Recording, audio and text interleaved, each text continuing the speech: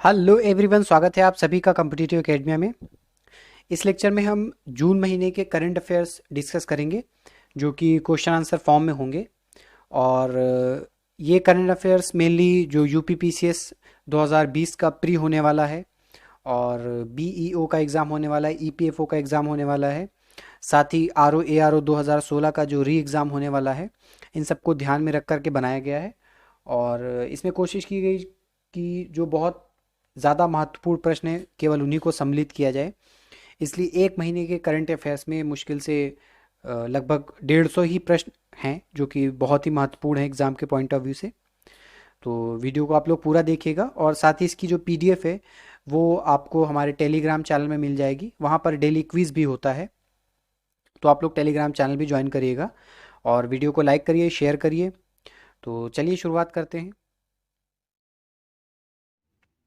पहला प्रश्न है कि पंटियस सैंक्टस नामक मछली की नई प्रजाति किस राज्य में खोजी गई है। तो इसमें हम क्वेश्चन आंसर फॉर्म में डिस्कस करेंगे। डायरेक्ट क्वेश्चन होगा, उसका सीधा आंसर होगा और एक्सप्लेनेशन मैं बता दूंगा उससे जो इंपॉर्टेंट है। तो पंक्टियस सैंक्टस नामक ये फिश जो है ये तमिलनाडु राज्य में खोजी गई है, और ये एक फ्रेश वाटर फिश है।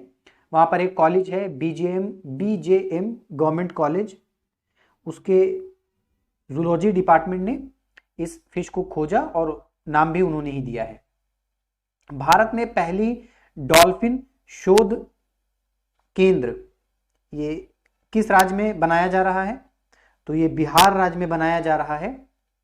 और जो डॉल्फिन है तो पता होगा ये हमारा राष्ट्रीय जलीय पशु है, इंडेंजर्ड श्रेणी में आता है, और इसको कॉमनली आप यूपी बिहार में देखेंगे तो सूस नाम से जाना जाता है, क्योंकि जब ये पानी से निकल करके सांस लेता है तो सू सू की बहुत तेज आवाज आती है, इसलिए सूस नाम से भी जाना जाता है। वीडियो ब्लॉगिंग प्रतियोगिता माई लाइफ माई योगा किसके द्वारा प्रारंभ की गई। तो ये आयुष मंत्रालय तथा भारतीय सांस्कृतिक संबंध परिषद, इन दोनों की संयुक्त पहल है। इसमें करना क्या है कि अपना एक, जिनको भी पार्टिसिपेट करना है तो उन्हें अपना एक 3 मिनट का योगा करते हुए वीडियो बनाना है, और इसकी साइट पे जाकर के अपलोड कर देना है, और आप ऐसे इस प्रतियोगिता में भाग ले पाएंगे। हमारे प्रधानमंत्री पीएम नरेंद्र मोदी ने, हमारे प्रधानमंत्री नरेंद्र मोदी साहब ने जो मन की बात है उसमें इसकी घोषणा की थी। अगला है कि हाल ही में अंतरिक्ष यात्रियों को अंतरिक्ष में ले जाने वाली पहली निजी कंपनी कौन सी बनी। तो स्पेस एक्स ये पहली निजी कंपनी है जो अंतरिक्ष यात्रियों को अंतरिक्ष में ले गई। तो जैसा कि आप लोगों को पता होगा इलोन मस्क की ये कंपनी है। पांचवा प्रश्न है, हाल ही में केंद्र सरकार ने किस राज्य के लिए जल जीवन मिशन के अंतर्गत 445 करोड़ रुपए की मंजूरी दी है। तो छत्तीसगढ़ को यह दिया गया है। जल जीवन मिशन, इसकी शुरुआत 2019 में की गई थी। प्रधानमंत्री नरेंद्र मोदी जी ने जो स्वतंत्रता दिवस के अवसर पर इसकी घोषणा की थी। इसका उद्देश्य क्या है कि 2024 तक देश के जितने भी घर हैं सभी घरों में पाइप्ड वाटर की सप्लाई सुनिश्चित करना, और इसका जो लोगो है वो हर घर जल। हाल ही में कौन सर्वाधिक कमाई करने वाले एथलीट बने। तो फोर्ब्स जो जारी करती है रिपोर्ट, उसके अनुसार रोजर फेडरर ये सबसे ज्यादा कमाई करने वाले एथलीट बने हैं, और ये एक स्विट्जरलैंड के टेनिस प्लेयर हैं। पिछले साल ये स्थान रोनाल्डो को मिला था, पहला स्थान। इस साल इनको पीछे छोड़ते, रोनाल्डो को पीछे छोड़ते हुए रोजर फेडरर सबसे ज्यादा कमाई करने वाले एथलीट बन गए हैं। और भारत में अगर पूछा जाए तो भारत में विराट कोहली, प्रश्न ये भी बन सकता है।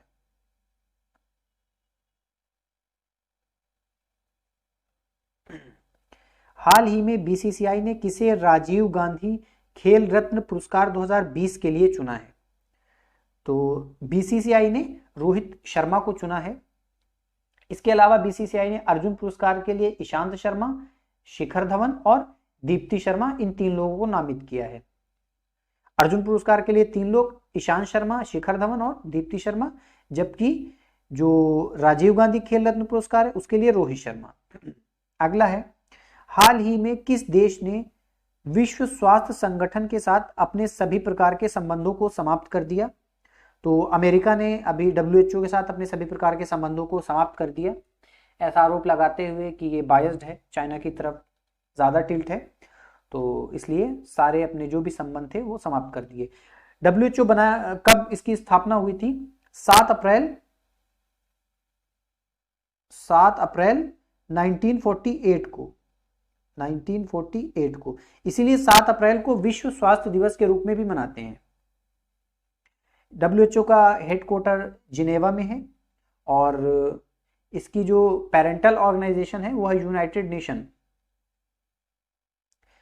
कोविड-19 से संबंधित पुस्तक बिहाइंड द मास्क ये किसके द्वारा लिखी गई है?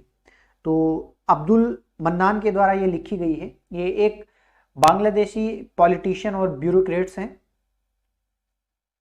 लाइफ सेविंग तकनीक की समान पहुंच सुनिश्चित करने के लिए हाल ही में किसके द्वारा CTAP लॉन्च किया गया? तो कोविड-19 टेक्नोलॉजी एक्सेस टूल CTAP का फुल फॉर्म है और ये WHO के द्वारा लॉन्च किया गया। ये करेगा क्या? वैक्सीन तथा औषधि निर्माण को प्रोत्साहित करेगा और इसके लिए इसके ऊपर जो भी लोग रिसर्च कर रहे हैं कोविड-19 के लिए वो अपनी रिसर्च से रिलेटेड इंफॉर्मेशन शेयर कर सकते हैं, एक दूसरे से साझा कर सकते हैं इस प्लेटफॉर्म के ऊपर। अगला है कि चैंपियंस पोर्टल किससे संबंधित है? तो ये MSME से संबंधित है और चैंपियंस का फुल फॉर्म है creation and harmonious application of modern process. तो MSME से रिलेटेड जो भी शिकायतें हैं उनको सुलझाना, MSME की सहायता करना, उसके लिए ये पोर्टल लॉन्च किया गया है। हाल ही में पश्चिमी घाट से टकराए तूफान का क्या नाम है? तो निसर्ग नामक तूफान पश्चिमी घाट से टकराया और पूर्वी घाट से कौन सा टकराया था? अम्फान, जो बंगाल की खाड़ी में आया था। और निसर्ग ये पश्चिमी घाट से टकराया। जो 2020 की लिस्ट है, जो आप लोगों को पता होगा, उष्णकटिबंधीय चक्रवात जो भी आते हैं बंगाल की खाड़ी, अरब सागर, इन महासागर, इन क्षेत्रों में, तो उनको नाम दिया जाता है। तो 2020 के लिए जो लिस्ट बनी है उसमें निसर्ग पहला नाम है और निसर्ग नाम बांग्लादेश ने दिया है, तो ये भी याद रखना है, प्रश्न ऐसे पूछा जाता है। तो इसमें जो हम प्रश्न डिस्कस कर रहे हैं, तो एक तो वो डायरेक्ट प्रश्न तो इंपॉर्टेंट है ही, साथ में जो भी एक्सप्लेनेशन किया जा रहा है उसमें भी ध्यान देना है। और अगर आप नोट्स बनाना चाहें तो नोट्स भी बना सकते हैं साथ में। इसके अलावा इसकी जो PDF है वो टेलीग्राम चैनल में मिल जाएगी, तो एक्सप्लेनेशन से भी क्वेश्चन बन सकते हैं, तो वो भी इंपॉर्टेंट है, वो भी आप ध्यान दीजिएगा। और 2020 की जो सूची जारी की गई है उसमें जो आगे आने वाले तूफान होंगे उनका नाम होगा अर्नब, फिर आग, व्योम, अजर, ऐसे एंड सो ऑन, बहुत लंबी लिस्ट होती है। अगला प्रश्न है कि अल्ट्रा स्वच्छ नामक कीटाणु शोधन इकाई, अल्ट्रा स्वच्छ, ये किसके द्वारा विकसित की गई है? तो ये DRDO के द्वारा विकसित की गई है। DRDO की स्थापना 1958 में हुई थी और इसका हेडक्वार्टर दिल्ली में है। अगला प्रश्न है कॉन्टैक्ट ट्रेसिंग के लिए किस राज्य में सैलून तथा ब्यूटी पार्लर में आधार अनिवार्य कर दिया गया है? तो तमिलनाडु ने ऐसा किया है कि जो भी लोग सैलून या ब्यूटी पार्लर जाते हैं वहां पर अपना आधार कार्ड उन्हें जमा करना होगा या आधार कार्ड से रिलेटेड डिटेल्स वहां पर जमा करनी पड़ेगी, ताकि अगर बाद में इन्फेक्शन होता है, कोई इन्फेक्ट हो जाता है, तो उसकी ट्रेसिंग आसानी से की जा सके, इसके लिए ये अनिवार्य किया गया है। अगला है कि अमांडा तूफान जिसके कारण व्यापक जनधन की हानि हुई अभी कहाँ आया? तो गल्फ ऑफ मैक्सिको में आया था और इसके कारण एल सल्वाडोर और ग्वाटेमाला, ये दोनों देश प्रभावित हुए मुख्यतः। ये लैटिन अमेरिकी देश हैं, ग्वाटेमाला और एल सल्वाडोर। अगला है कि के फोन किस राज्य की पहल है? तो ये केरल की पहल है और के फोन का फुल फॉर्म है केरल, एफ से होगा फाइबर ऑप्टिक इंसे network, fibre optic network, optic network. इसके अंतर्गत ये किया जाएगा कि जो केरल के लगभग 20 लाख BPL परिवार हैं उनको फ्री में इंटरनेट की सुविधा उपलब्ध कराई जाएगी। अगला प्रश्न है बॉक्सिंग फेडरेशन ऑफ इंडिया के द्वारा राजीव गांधी खेल रत्न पुरस्कार के लिए किन्हें नामांकित किया गया? तो विकास कृष्णन और अमित पंघाल, इन दो लोगों को बॉक्सिंग फेडरेशन ऑफ इंडिया ने राजीव गांधी खेल रत्न पुरस्कार के लिए नामांकित किया है। अगला है शून्य संपर्क राइड किसके द्वारा लॉन्च की गई? तो यूट्यूब वगैरह आप देखते होंगे, उस पर ऐड आता होगा उबर का, तो उसमें जहां पे ड्राइवर बैठता है उसको पूरा पैक कर दिया गया है ताकि ड्राइवर और जो कस्टमर बैठेगा या जो भी राइडर होगा उसके बीच में कांटेक्ट ना हो पाए, इसके लिए उबर ने लॉन्च किया है। किस राज्य सरकार ने हर गांव में स्वास्थ्य मित्र नियुक्त करने की घोषणा की है? तो राजस्थान सरकार ने ये की है।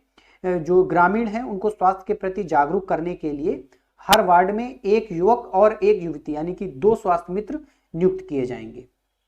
राजस्थान का एक स्वास्थ्य अभियान है निरोगी राजस्थान, उसके अंतर्गत इसकी शुरुआत की गई है। अगला प्रश्न है कि राष्ट्रीय करियर सेवा पोर्टल ये किस मंत्रालय की पहल है? तो श्रम एवं रोजगार मंत्रालय की पहल है।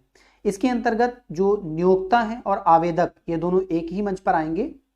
तो इससे क्या होगा कि जिनको वर्कर्स की जरूरत है वो यहाँ से ले सकते हैं, साथ ही जिनको जॉब सर्च करना है तो उनके लिए भी आसानी होगी। इसके लिए प्लेटफॉर्म लॉन्च किया गया है। अगला है कि सोडार नामक सोशल डिस्टेंसिंग ऐप किसने लॉन्च किया है? तो ये गूगल ने लॉन्च किया है। नाम ही काफी इसका, बस याद रखना, इससे ज्यादा इसमें कुछ नहीं पूछा जाएगा। सोडार सोशल डिस्टेंसिंग ऐप है और ये गूगल का है। अगला है कि माइग्रेंट वर्कर्स के कौशल मानचित्रण के लिए कौन सी पहल प्रारंभ की गई है? तो इसके लिए स्वदेश नामक पहल प्रारंभ की गई है। स्वदेश का फुल फॉर्म है skilled workers arrival database for employment support, इससे सपोर्ट हो जाएगा। तो इसमें क्या होगा कि एक जो स्किल बेस्ड डेटाबेस है वो तैयार किया जाएगा, जिसकी जैसे स्किल है उस हिसाब से, और उसी हिसाब से फिर लोगों को जॉब प्रोवाइड की जाएगी। ये डेटाबेस तैयार करने से आसानी ये होगी कि जिसकी जैसी स्किल्स है उसके हिसाब से उन्हें जॉब प्रोवाइड करने में आसानी होगी। अगला है कि हाल ही में केंद्र सरकार ने स्ट्रीट वेंडर्स को आसानी से लोन उपलब्ध कराने के लिए कौन सी योजना प्रारंभ की है? तो पीएम स्वनिधि नामक योजना प्रारंभ की है। तो इसका फुल फॉर्म है प्रधानमंत्री स्ट्रीट वेंडर्स आत्मनिर्भर निधि। तो ये एक माइक्रो क्रेडिट फैसिलिटी स्कीम है। इसके अंतर्गत अभी जो कोविड-19 की वजह से बहुत सारे जो स्ट्रीट वेंडर्स हैं जो रेडी वगैरह लगाते हैं वो प्रभावित हुए हैं, तो उनके जीवन यापन के लिए समस्या उत्पन्न हो गई है। तो इसके अंतर्गत उन्हें 10,000 रुपए तक का लोन उपलब्ध कराया जाएगा, और जो इसके ऊपर जो लोन के ऊपर जो ब्याज पड़ता है वो सब्सिडी दी जाएगी, डायरेक्ट इनके अकाउंट में भेज दिया जाएगा पैसा जो ब्याज वाला होगा। अगला है कि हाल ही में CII के नए अध्यक्ष के रूप में किसे नियुक्त किया गया है या किसने प्रभार संभाला है? तो उदय कोटक ने CII के नए अध्यक्ष के रूप में कार्यभार संभाला है। CII का फुल फॉर्म है कन्फेडरेशन ऑफ इंडियन इंडस्ट्री। तो ये जो इंडस्ट्रीज का ये कन्फेडरेशन है, एक उनका परिसंघ है, ताकि उनके जो हित हैं उनको सुनिश्चित किया जा सके, कॉर्पोरेट गवर्नेंस को सुनिश्चित किया जा सके, ये उसके लिए है। अगला है कि हाल ही में किस पोर्ट ट्रस्ट का नाम बदलकर श्यामा प्रसाद मुखर्जी पोर्ट ट्रस्ट कर दिया गया? तो कोलकाता पोर्ट ट्रस्ट का नाम बदल करके श्यामा प्रसाद मुखर्जी पोर्ट ट्रस्ट कर दिया गया। इसके अलावा आप लोगों को पता होगा जो चेनानी नाचरी सुरंग है NH 44 पे शायद है जम्मू कश्मीर में, तो उसका भी नाम परिवर्तित करके श्यामा प्रसाद मुखर्जी के नाम पर रखा गया है। और श्यामा प्रसाद मुखर्जी ये कौन है? आपको पता होगा कि ये जो पहली हमारी गवर्नमेंट बनी थी पंडित जवाहरलाल नेहरू के नेतृत्व में, उसमें ये कैबिनेट मंत्री थे। बाद में जब नेहरू के साथ इनका मतभेद होता है तो ये त्यागपत्र दे देते हैं और RSS के सहयोग से जो जनसंघ पार्टी बनी थी ये इन्हीं ने उसकी स्थापना की थी। तो अगला प्रश्न देखते हैं कि हाल ही में किस भारतीय लेखक ने एशिया के लिए कॉमनवेल्थ शॉर्ट स्टोरीज पुरस्कार 2020 जीता? तो कृतिका पांडे को यह पुरस्कार मिला है। इनकी शॉर्ट स्टोरी है the great Indian T and snacks, इसके लिए पुरस्कार इन्हें मिला है। अगला है, हाँ, इसके अलावा ये जो पुरस्कार है कॉमनवेल्थ शॉर्ट स्टोरीज पुरस्कार, तो ये 5 क्षेत्रों में दिया जाता है, 5 रीजन्स में।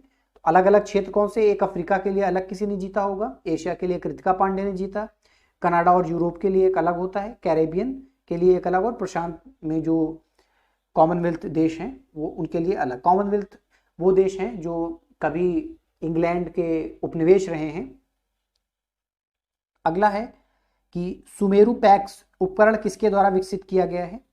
तो ये डीआरडीओ के द्वारा विकसित किया गया है। जैसा कि आप लोगों को पता है कि अभी जो हमारे स्वास्थ्य कर्मी हैं वो पीपीई किट जो पहनते हैं उसकी वजह से उन्हें थोड़ी देर में बहुत ज़्यादा गर्मी लगने लगती है, तो बहुत ज़्यादा असहजता होती है। उसके लिए ये सुमेरु पैक्स नामक उपकरण एक विकसित किया गया है।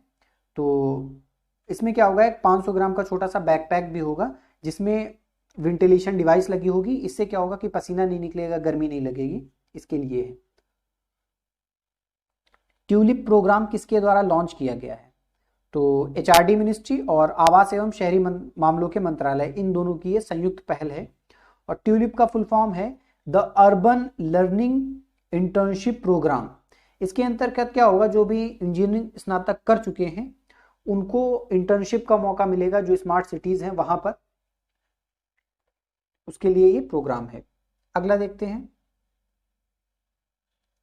हाल ही में राष्ट्रीय बाघ संरक्षण प्राधिकरण के द्वारा जारी किए गए आंकड़ों के अनुसार किस भारतीय राज्य में बाघों की सबसे अधिक मौतें हुई हैं? तो मध्य प्रदेश में सबसे ज्यादा मौतें हुई हैं 750। इसके बाद महाराष्ट्र का नंबर आता है, और ये आंकड़ा 2012 से लेकर के अब तक के लिए, पिछले 8 साल यानी कि 2012 से 2020 के लिए।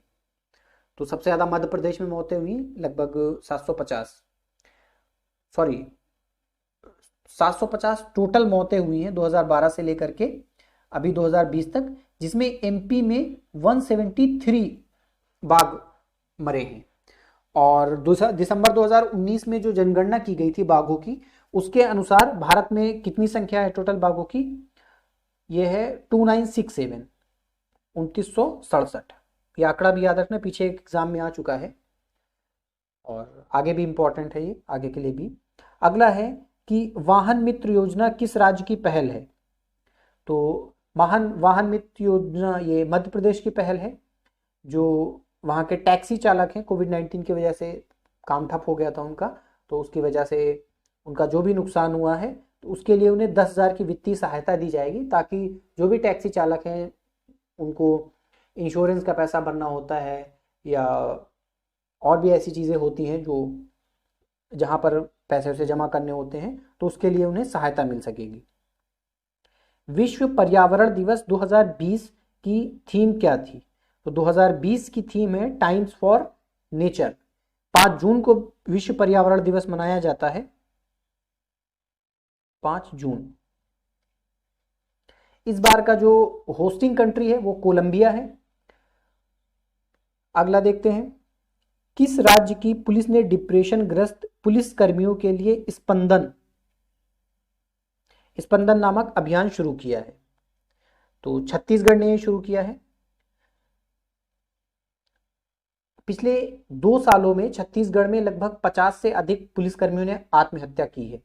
तो इसकी वजह से जो भी वहां पर ऐसी घटनाएं हो रही हैं या पुलिसकर्मी जो अवसादग्रस्त हो रहे हैं, उसके लिए उनकी काउंसलिंग की जाएगी, उन्हें असिस्टेंस प्रोवाइड की जाएगी। इसके लिए स्पंदन नामक प्रोग्राम छत्तीसगढ़ ने शुरू किया है।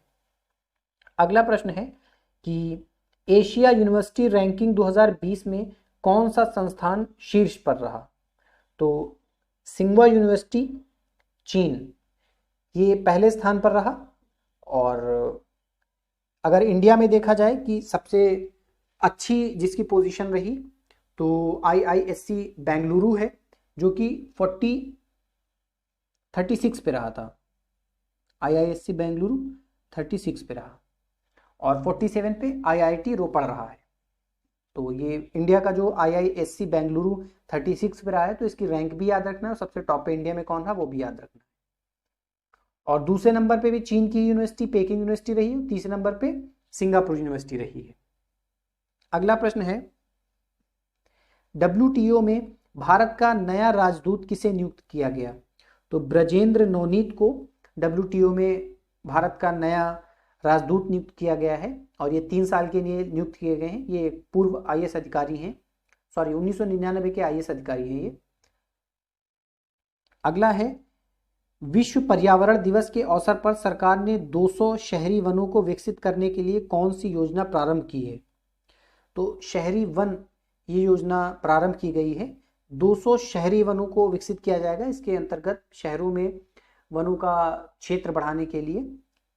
अगला प्रश्न है कि हाल ही में किस मंत्रालय ने ऊर्जा दक्षता, नवीकरणीय ऊर्जा और स्थिरता को बढ़ावा देने के लिए #ICommit नामक पहल की शुरुआत की है? तो ये विद्युत मंत्रालय की पहल है। अगला देखते हैं, इसमें किया क्या जाएगा कि जो सभी सरकारें हैं और कॉरपोरेट्स हैं, एनजीओ हैं, थिंक टैंक्स हैं या बाकी जो आम व्यक्ति हैं या जितने भी इससे जुड़े हुए हितधारक हैं, सबको एक साथ लाया जाएगा ताकि जो टिकाऊ ऊर्जा प्रणाली है उसको विकसित किया जा सके। अगला प्रश्न है कि महिला एशियाई कप फुटबॉल टूर्नामेंट 2022 के मेजबान के रूप में किसे चुना गया है? तो 2022 के लिए भारत को चुना गया है। अगला प्रश्न है कि हाल ही में फोर्ब्स के द्वारा जारी की गई सूची के अनुसार विश्व में सबसे ज्यादा कमाई करने वाले सेलिब्रिटी रहे। तो काइली जेनर, ये फीमेल सेलिब्रिटी हैं, ये सेलिब्रिटी रही। 2019 में इन्होंने सबसे ज़्यादा कमाई की है। और अगर भारत में पूछा जाए तो टॉप 100 में सिर्फ और सिर्फ अक्षय कुमार सम्मिलित हैं जो कि 52nd पोजीशन पे रहे। ये टॉप 100 में एकमात्र भारतीय हैं। और काइली जेनर ये मॉडल हैं और टीवी पर्सनालिटी है, इसके अलावा ये बिजनेसमैन भी हैं अमेरिका की। ये किम कार्दाशियन की कजिन है। तो ये पहले नंबर पे रही। बहुत यंग एज है इनकी, 1997 में बर्थ हुई थी, 22-23 साल की हैं। अगला है कि किस राज्य के द्वारा मेघ संदेश नामक मोबाइल एप्लीकेशन लॉन्च किया गया? तो कर्नाटक के द्वारा एप्लीकेशन लॉन्च किया गया है। जैसा कि नाम से ही पता चला है मेघ संदेश कि ये कुछ वर्षा से रिलेटेड होगा ताकि वर्षा की जानकारी मिल सके। अगला है, हाल ही में किस बैंक के द्वारा चालू खाता खोलने के लिए भारत में पहली मोबाइल एप्लीकेशन आधारित सुविधा प्रारंभ की गई है? तो इंडसइंड बैंक के द्वारा आप ऑनलाइन भी खाता खोल सकते हैं। अभी तक ऐसी सुविधा किसी बैंक के द्वारा नहीं दी गई है कि आप मोबाइल एप्लीकेशन के द्वारा ही खाता खोल सके। आपको फिजिकली जाना पड़ता है बैंक में, तभी आपका खाता खुलता है। तो ये बैंक के लिए है। इंडसइंड बैंक पहला ऐसा बैंक है जिसने एप्लीकेशन आधारित सुविधा दी है। अगला प्रश्न है कि संयुक्त राष्ट्र द्वारा रूसी भाषा दिवस किस दिन मनाया जाता है? तो रूसी भाषा दिवस 6 जून को मनाया जाता है और इसकी घोषणा 2010 में की गई थी। तब से 2010 से हर साल 6 जून को रूसी भाषा दिवस के रूप में मनाया जाता है। ये मनाया क्यों जाता है? रूस के एक लेखक थे अलेक्जेंद्र पुश्किन, तो उनका जन्म दिवस होता है 6 जून को, इसी के उपलक्ष्य में मनाया जाता है। इन्हें आधुनिक रूसी साहित्य का जनक भी कहा जाता है। और इसके अलावा संयुक्त राष्ट्र के द्वारा और भी भाषा दिवस मनाए जाते हैं जो कि इम्पोर्टेंट है। जैसे कि अरबी भाषा दिवस 18 दिसंबर को मनाया जाता है। ये किसी एग्जाम में पूछा भी गया है, किसी साल के पीसीएस में पूछा गया है अरबी भाषा दिवस कब मनाया जाता है। अंग्रेजी भाषा दिवस 23 अप्रैल को मनाया जाता है। चीनी भाषा दिवस 20 अप्रैल को मनाया जाता है और फ्रेंच भाषा ये 20 मार्च को मनाया जाता है। अगला है, वर्ल्ड फूड सेफ्टी डे कब मनाया जाता है? तो वर्ल्ड फूड सेफ्टी डे 7 जून को मनाया जाता है और 2020 के लिए जो इसका विषय रहा या इसकी जो थीम रही वो रहा खाद्य सुरक्षा सभी का व्यवसाय। अगला प्रश्न है कि विश्व महासागर दिवस कब मनाया जाता है? विश्व महासागर दिवस 8 जून को मनाया जाता है। यूपीएससी में ये प्रश्न आया था 2015 में शायद, और स्टेटमेंट पूछा गया था कि 2008 से इसको मनाया जाना शुरू किया गया, ऐसे करके कुछ था। तो इसको 2008 से मनाया जाना शुरू किया गया है। और इस साल की इसकी थीम रही एक सतत महासागर के लिए नवाचार, यानी कि innovation for a sustainable ocean. 2020 के लिए थीम ये रही और 8 जून को मनाया जाता है। तो दोनों चीजें इंपॉर्टेंट है, कब से मनाया जा रहा है, 2008 से मनाया जा रहा है, और 2020 के लिए इसकी थीम क्या रही, innovation for a sustainable ocean, या फिर हिंदी में एक सतत महासागर के लिए नवाचार। अगला है, हाल ही में किस राज्य के द्वारा एक ऑनलाइन कचरा प्रबंधन प्लेटफॉर्म लॉन्च किया गया? तो आंध्र प्रदेश सरकार के द्वारा ऑनलाइन कचरा प्रबंधन प्लेटफॉर्म लॉन्च किया गया ताकि जो भी कचरा है उसका सही से निपटान किया जा सके। इसके लिए इन्होंने 6R पर फोकस किया है। पहले हम लोग 3R सुनते थे, रीयूज, रिसाइकिल, रिड्यूस, लेकिन इन्होंने 6R पर फोकस किया है। इसके अंतर्गत reuse, recycle, reduce, redesign, refurbish और रीमैन्युफैक्चरर, तो ये करना है। और इसके लिए आंध्र प्रदेश ने एक पर्यावरण प्रबंधन निगम भी स्थापित किया है जिसका नाम है आंध्र प्रदेश पर्यावरण प्रबंधन निगम। अगला प्रश्न देखते हैं, हाल ही में अदसा कोयला फील्ड का उद्घाटन किस राज्य में किया गया? तो ये महाराष्ट्र में किया गया। क्षमा चाहेंगे, ये क्वेश्चन मैंने टेलीग्राम में पूछा था, तो उसका जो सही आंसर मैंने वहां पर दे दिया था वो बिहार है, तो बिहार इसका सही आंसर नहीं है। ये नागपुर में स्थित अदसा कोयला फील्ड है महाराष्ट्र में, तो इसका उत्तर होगा महाराष्ट्र। अगला है, हाल ही में रिचर्ड डॉकिंस पुरस्कार प्राप्त करने वाले पहले भारतीय कौन रहे? तो आपको ये याद रखना है, कभी भी कोई प्रतिष्ठित पुरस्कार अगर पहली बार किसी को मिलता है तो एग्जाम के पॉइंट ऑफ व्यू से बहुत इंपॉर्टेंट हो जाता है। तो मुझे लगता है कि इस बार अगर पुरस्कार से अगर कोई प्रश्न पूछे जाने की सबसे ज़्यादा संभावना है अब तक के करंट अफेयर से, आगे अगर इससे भी ज़्यादा कुछ इंपॉर्टेंट हो जाए तो वो बात अलग है, तो यही एक मुझे लगता है जो पूछा जा सकता है। रिचर्ड डॉकिंस पुरस्कार ये जावेद अख्तर को मिला है। ये रिचर्ड डॉकिंस ये एक जीव विज्ञानी थे और ये पुरस्कार विज्ञान, शिक्षा और मनोरंजन के क्षेत्र में उन लोगों को दिया जाता है जो सार्वजनिक रूप से धर्मनिरपेक्षता, तर्क संगतता और वैज्ञानिक सत्य को बढ़ावा देते हैं। और ये दिया किसके दिया जाता है? एक अमेरिकन एनजीओ है जिसका नाम है एथीस्ट अलायंस ऑफ अमेरिका, ये उसके द्वारा दिया जाता है और इसकी शुरुआत की गई थी 2003 में। पहला संस्करण जो दिया गया था वो 2003 में दिया गया था। अगला प्रश्न है कि किस मिशन के अंतर्गत आईओसी के देशों को कोविड-19 संबंधित औषधियों की पूर्ति सुनिश्चित की गई? तो मिशन सागर के अंतर्गत, तो इसमें कई सारे देश हैं दक्षिणी हिंद महासागर के, जैसे कोमोरोस हो गया, सेशल्स हो गया, मालदीव्स हो गया, मेडागास्कर हो गया, और इन सभी देशों को इस मिशन सागर के अंतर्गत औषधियों की और या भी जो भी उन्हें असिस्टेंस चाहिए या वस्तुएं चाहिए उसकी पूर्ति सुनिश्चित करने के लिए ये शुरू किया गया था। अगला है, पर्यावरण प्रदर्शन सूचकांक 2020 में भारत का क्या स्थान रहा? तो 168 168वां स्थान रहा। इसके अलावा जो 2018 में इससे पहले वाला संस्करण आया था उसमें 177वां स्थान रहा था, यानी कि 9 स्थान का सुधार हुआ है। और इन्वायरमेंट परफॉर्मेंस इंडेक्स या पर्यावरण प्रदर्शन सूचकांक ये जारी किसके द्वारा किया जाता है? इसमें 3 लोग हैं, येल यूनिवर्सिटी, कोलंबिया यूनिवर्सिटी और वर्ल्ड इकोनॉमिक फोरम, ये तीनों लोग मिलकर के जारी करते हैं। इसका पहला संस्करण 2002 में जारी किया गया था और इस साल जो 2020 में जारी किया गया इसमें डेनमार्क को पहला स्थान मिला है और इंडिया को 168वां स्थान मिला। तो दोनों चीजें इंपॉर्टेंट है, पहला स्थान और कौन जारी करता है, तीसरा स्थान मिलकर के, और इंडिया का क्या रहा, क्योंकि अक्सर रिपोर्ट से ये पूछा जाता है। पहले स्थान से ज्यादा महत्वपूर्ण ये होता है कि भारत का प्रदर्शन कैसा रहा। आप जितने भी उठा करके देखोगे ज्यादातर पीसीएस में, यूपीएससी में और ऐसे जो भी दूसरे भी स्टेट के पीसीएस होते हैं यूपी के अलावा, वहां पर जो भारत का स्थान रहा उससे प्रश्न आते हैं। इसके अलावा बहुत सारे जो वनडे एग्जाम है, एसएससी वगैरह हो गया या और भी रेलवे, आरआरबी के जो भी एग्जाम होते हैं उसमें फर्स्ट पोजीशन, सेकंड पोजीशन भी पूछ लेते हैं, लेकिन स्टेट पीसीएस में भारत का ज्यादातर पूछा जाता है। किसी भी रिपोर्ट में या किसी भी इंडेक्स में भारत का क्या स्थान रहा। अगला प्रश्न है, वायुसेना ने गंभीर रोगियों के लिए एक एयरबॉर्न रेस्क्यू पॉड विकसित किया है जिसका नाम है, तो इसका नाम है Arpit, airborne rescue pod for isolated transportation. अगला प्रश्न देखते हैं, हाल ही में किस राज्य ने वंदे उत्कल जननी को राज्यगान का दर्जा दिया है? तो उड़ीसा राज्य ने इसको अपना राज्यगान घोषित किया है, वंदे उत्कल जननी को। आप कमेंट बॉक्स में बताइए कि वंदे उत्कल जननी किसके द्वारा लिखा गया है, यह भी इंपॉर्टेंट है।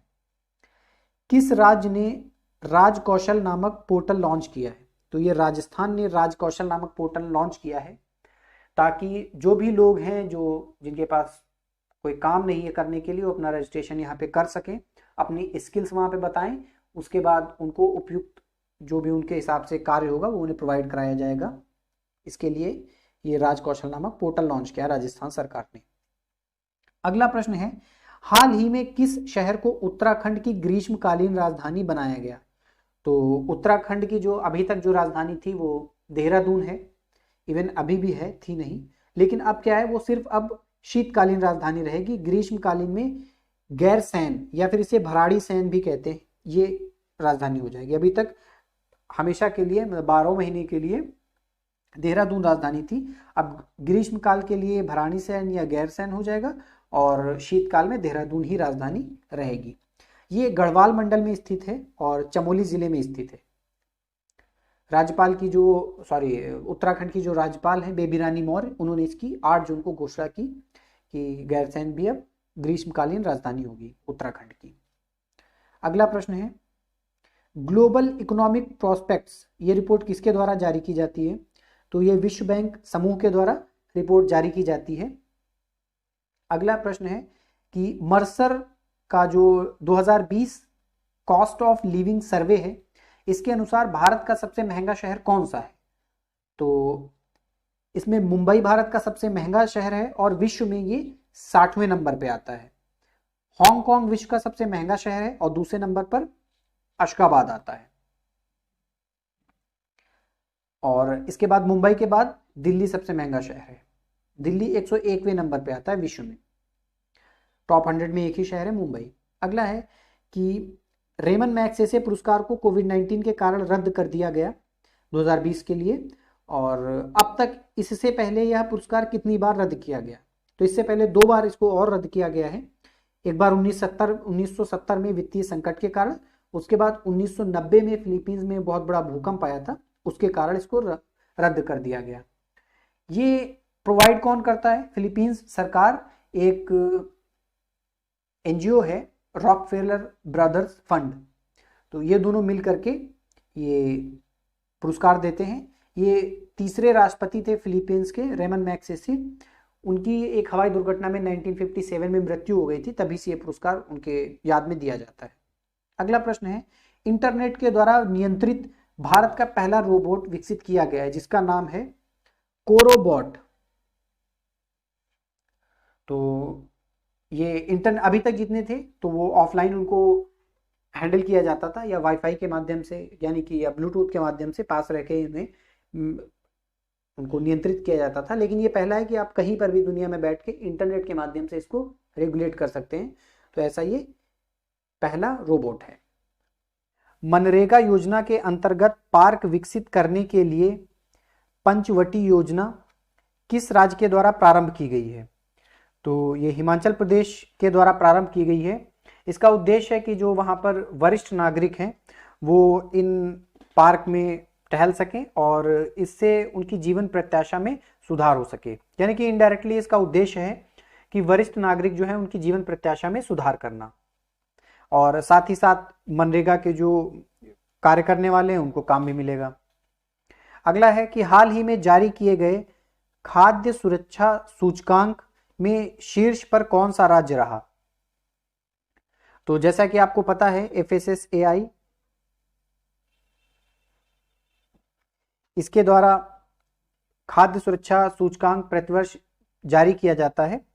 तो जो 2020 के लिए जारी किया गया है, 2020 में जो जारी किया गया है 2019 के डेटा के आधार पर, उसमें गुजरात प्रथम स्थान पर रहा है और इसके बाद दूसरे नंबर पर तमिलनाडु और तीसरे नंबर पर महाराष्ट्र हैं। अगर आप यूटीज में देखोगे तो चंडीगढ़ प्रथम स्थान पर है। और इस साल की थीम क्या थी? खाद्य सुरक्षा सभी का सरोकार। तो ऐसे जो इंडेक्स आते हैं मेनली इसमें देखना होता है कि किसने शीर्ष स्थान प्राप्त किया है, और जिस राज्य का, अगर भारत में वो जारी किया गया है तो आप जिस राज्य का एग्जाम दे रहे हैं उस राज्य की पोजीशन क्या है, और अगर कोई अंतरराष्ट्रीय इंडेक्स है तो उसमें आपको देखना है कि भारत का स्थान क्या है, शीर्ष किसने किया है, शीर्ष स्थान किसने प्राप्त किया है, साथ ही साथ उसकी थीम क्या है। और कौन जारी कर रहा है। ये 3-4 कुछ मुख्य बिंदु हैं जिनके ऊपर इंडेक्स से प्रश्न आता है। तो इसका खाद्य सुरक्षा सभी का सरोकार या फिर फूड सेफ्टी एवरीवन्स बिजनेस, ये इसकी थीम थी इस साल के लिए। और एक हैंडबुक भी जारी की गई इस खाद्य सुरक्षा सूचकांक के साथ में, एक हैंडबुक जारी की गई, उसका शीर्षक था ईट राइट ड्यूरिंग कोविड-19। जैसा कि आप लोगों को पता है FSSAI की स्थापना 2008 में की गई थी और ये एक स्टैट्यूटरी बॉडी है। तो अगला देखते हैं, केंद्र सरकार ने बांस के आयात पर सीमा शुल्क बढ़ाकर कितने प्रतिशत कर दिया है। तो 25% कर दिया है, यह पहले 10% था। इसका उद्देश्य है कि आत्मनिर्भर भारत अभियान के तहत जो घरेलू बांस के उपयोग को प्रोत्साहित करना है, तो उसके प्रोत्साहन को और ज़्यादा बूस्टअप मिल सके, यही इसका मुख्य उद्देश्य है। अगला है कि BS6 वाहनों CNG और पेट्रोल के लिए पूछा गया है कि इन पर किस रंग की पट्टी लगाई जाएगी। तो इनके ऊपर हरे रंग की 1 सेंटीमीटर की पट्टी लगाई जाएगी। सड़क परिवहन राजमार्ग मंत्रालय ने ये मानक लागू करने की सूचना जारी कर दी है और ये अभी अक्टूबर से लागू हो जाएंगे। इसके अलावा जो डीजल वाहन होंगे उसके ऊपर नारंगी रंग की पट्टी लगाई जाएगी। तो आपको दोनों याद रखना है, पेट्रोल और CNG के लिए ग्रीन कलर और जो डीजल वाहन होंगे उनके लिए नारंगी कलर जो नंबर प्लेट होती है उसके ऊपर लगाई जाएगी। अगला है कि हाल ही में किस राज्य ने गौवध निरोधक संशोधन अध्यादेश 2020 इसको मंजूरी दी है। तो इसको उत्तर प्रदेश के द्वारा मंजूरी दी गई है और इसका उद्देश्य है जो गौवंशीय पशु हैं उनका संरक्षण करना, उनसे संबंधित जो अपराध होते हैं, तस्करी होती है, उसको रोकना। और इस अध्यादेश के द्वारा यह कर दिया गया है कि अब अगर ऐसे अपराधों में कोई लिप्त पाया जाता है तो वो गैर जमानती अपराध है, उसकी जमानत नहीं होगी। अगला देखते हैं, बागजान तेल का कुआं जो आग लगने के कारण हाल ही में चर्चा में, ये कहाँ स्थित है। तो बहुत न्यूज में सुना होगा आप लोगों ने, ये असम में है। तो राज्य भी पूछ सकते हैं और डिस्ट्रिक्ट भी पूछ सकते हैं। तो असम के तिनसुकिया जिले में ये है और इसी के नज़दीक में डिब्रू साइखोवा नेशनल पार्क है। तो नेशनल पार्क भी नज़दीक में है, तो ये भी न्यूज़ में कई बार रहा कि इसको बहुत ज़्यादा नुकसान हुआ है। तो हमें डिब्रू साइखोवा नेशनल पार्क भी पता होना चाहिए कि ये असम में ही है। अगला है, प्रवासी श्रमिकों को रोजगार उपलब्ध कराने के लिए रोजगार सेतु ऐप, ये किस राज्य के द्वारा लॉन्च किया गया है। तो ये मध्य प्रदेश राज्य के द्वारा लॉन्च किया गया है और इसमें किया क्या गया है कि सर्वे करके एक विवरण तैयार कर लिया गया है कि जो भी काम करने के इच्छुक हैं उनकी क्वालिफिकेशंस क्या है, क्या उनके पास स्किल्स है या वो अनस्किल्ड हैं। तो उसी के आधार पर एक विवरण तैयार किया गया है ताकि जिसकी जैसी योग्यता है उसी के अनुसार उन्हें कार्य दिया जा सके। अगला है, QS वर्ल्ड यूनिवर्सिटी रैंकिंग में शीर्ष 2000 संस्थानों में भारत के कितने इंस्टीट्यूट सम्मिलित किए गए हैं। तो टॉप 200 में भारत के 3 संस्थान हैं। इसमें 172nd पोजीशन पे IIT बॉम्बे है और 185th पे IISc बेंगलोर है और 193 पर IIT दिल्ली है। इसमें इस साल का जो रहा है 2020 में जो ये जारी की गई है सूची, तो इसमें 1029 ये टोटल इंस्टीट्यूट है जिनको सम्मिलित किया गया है। ये पूछने की संभावना कम है लेकिन आपको ये पता होना चाहिए कि इसमें टॉप पे कौन रहा। तो पिछले 8 साल से जो टॉप पे था MIT Massachusetts institute of technology, ये इस साल भी टॉप पे रहा। तो लगातार 9 साल हो गए टॉप पे बना हुआ है और ये अमेरिका में। इसके अलावा 2nd, 3rd और 4th ये टॉप 4th पोजीशन जो है ये अमेरिका ले गया है। स्टैनफोर्ड यूनिवर्सिटी 2nd नंबर पे है और हार्वर्ड आपकी 3rd नंबर पे है और कैलिफोर्निया यूनिवर्सिटी ये 4th नंबर पे। इसके बाद 5वें नंबर पर जो ऑक्सफोर्ड यूनिवर्सिटी है UK की वो आती है। तो इससे ज़्यादा इसमें नहीं पूछा जाएगा। शीर्ष स्थान कौन सा है, भारत में सबसे अच्छी रैंकिंग किसकी है। ये लगभग भारत के टोटल 12 या 13 इंस्टीट्यूट इसमें सम्मिलित किए गए हैं, शायद 13 हैं, एक बार आप चेक कर लीजिएगा।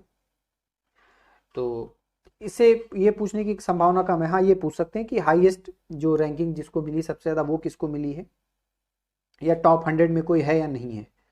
तो टॉप 100 में इस बार कोई नहीं है और शीर्ष MIT है।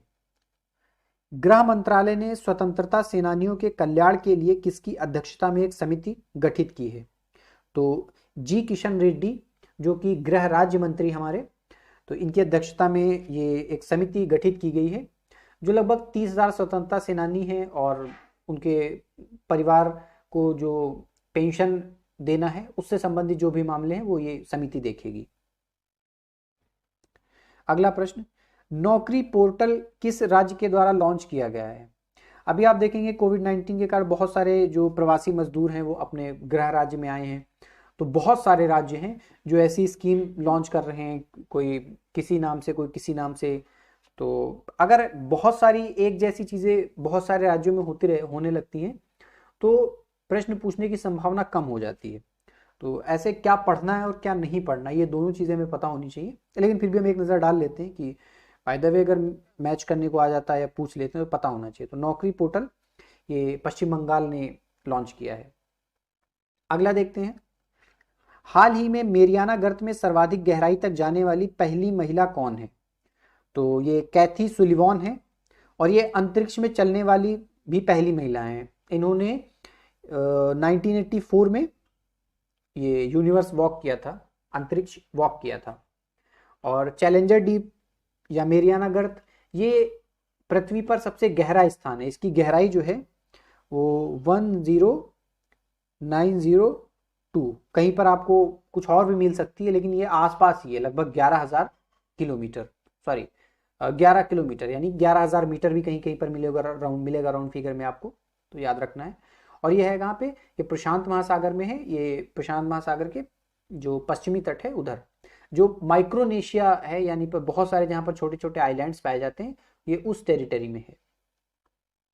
अगला है, आईसीजीएस कनकलता बरुआ नामक फास्ट पेट्रोल वेसल किसके द्वारा निर्मित किया गया? पेट्रोल वेसल यानी कि जो गश्ती नाव होती है, नाव तो नहीं बोलेंगे, गश्ती जहाज जो होता है, जो समुद्र का जो किनारा है वहाँ पर गश्त करते हैं, पेट्रोलिंग करते हैं, तो ये है किसने विकसित किया है? तो garden rich ship builders and engineers, इन्होंने विकसित किया है। ये जो इनके द्वारा जो 5 फास्ट पेट्रोल वेसल विकसित किए जाने थे उस श्रृंखला में ये 5वां है। इससे पहले जो 4 विकसित किए गए कौन कौन सा है?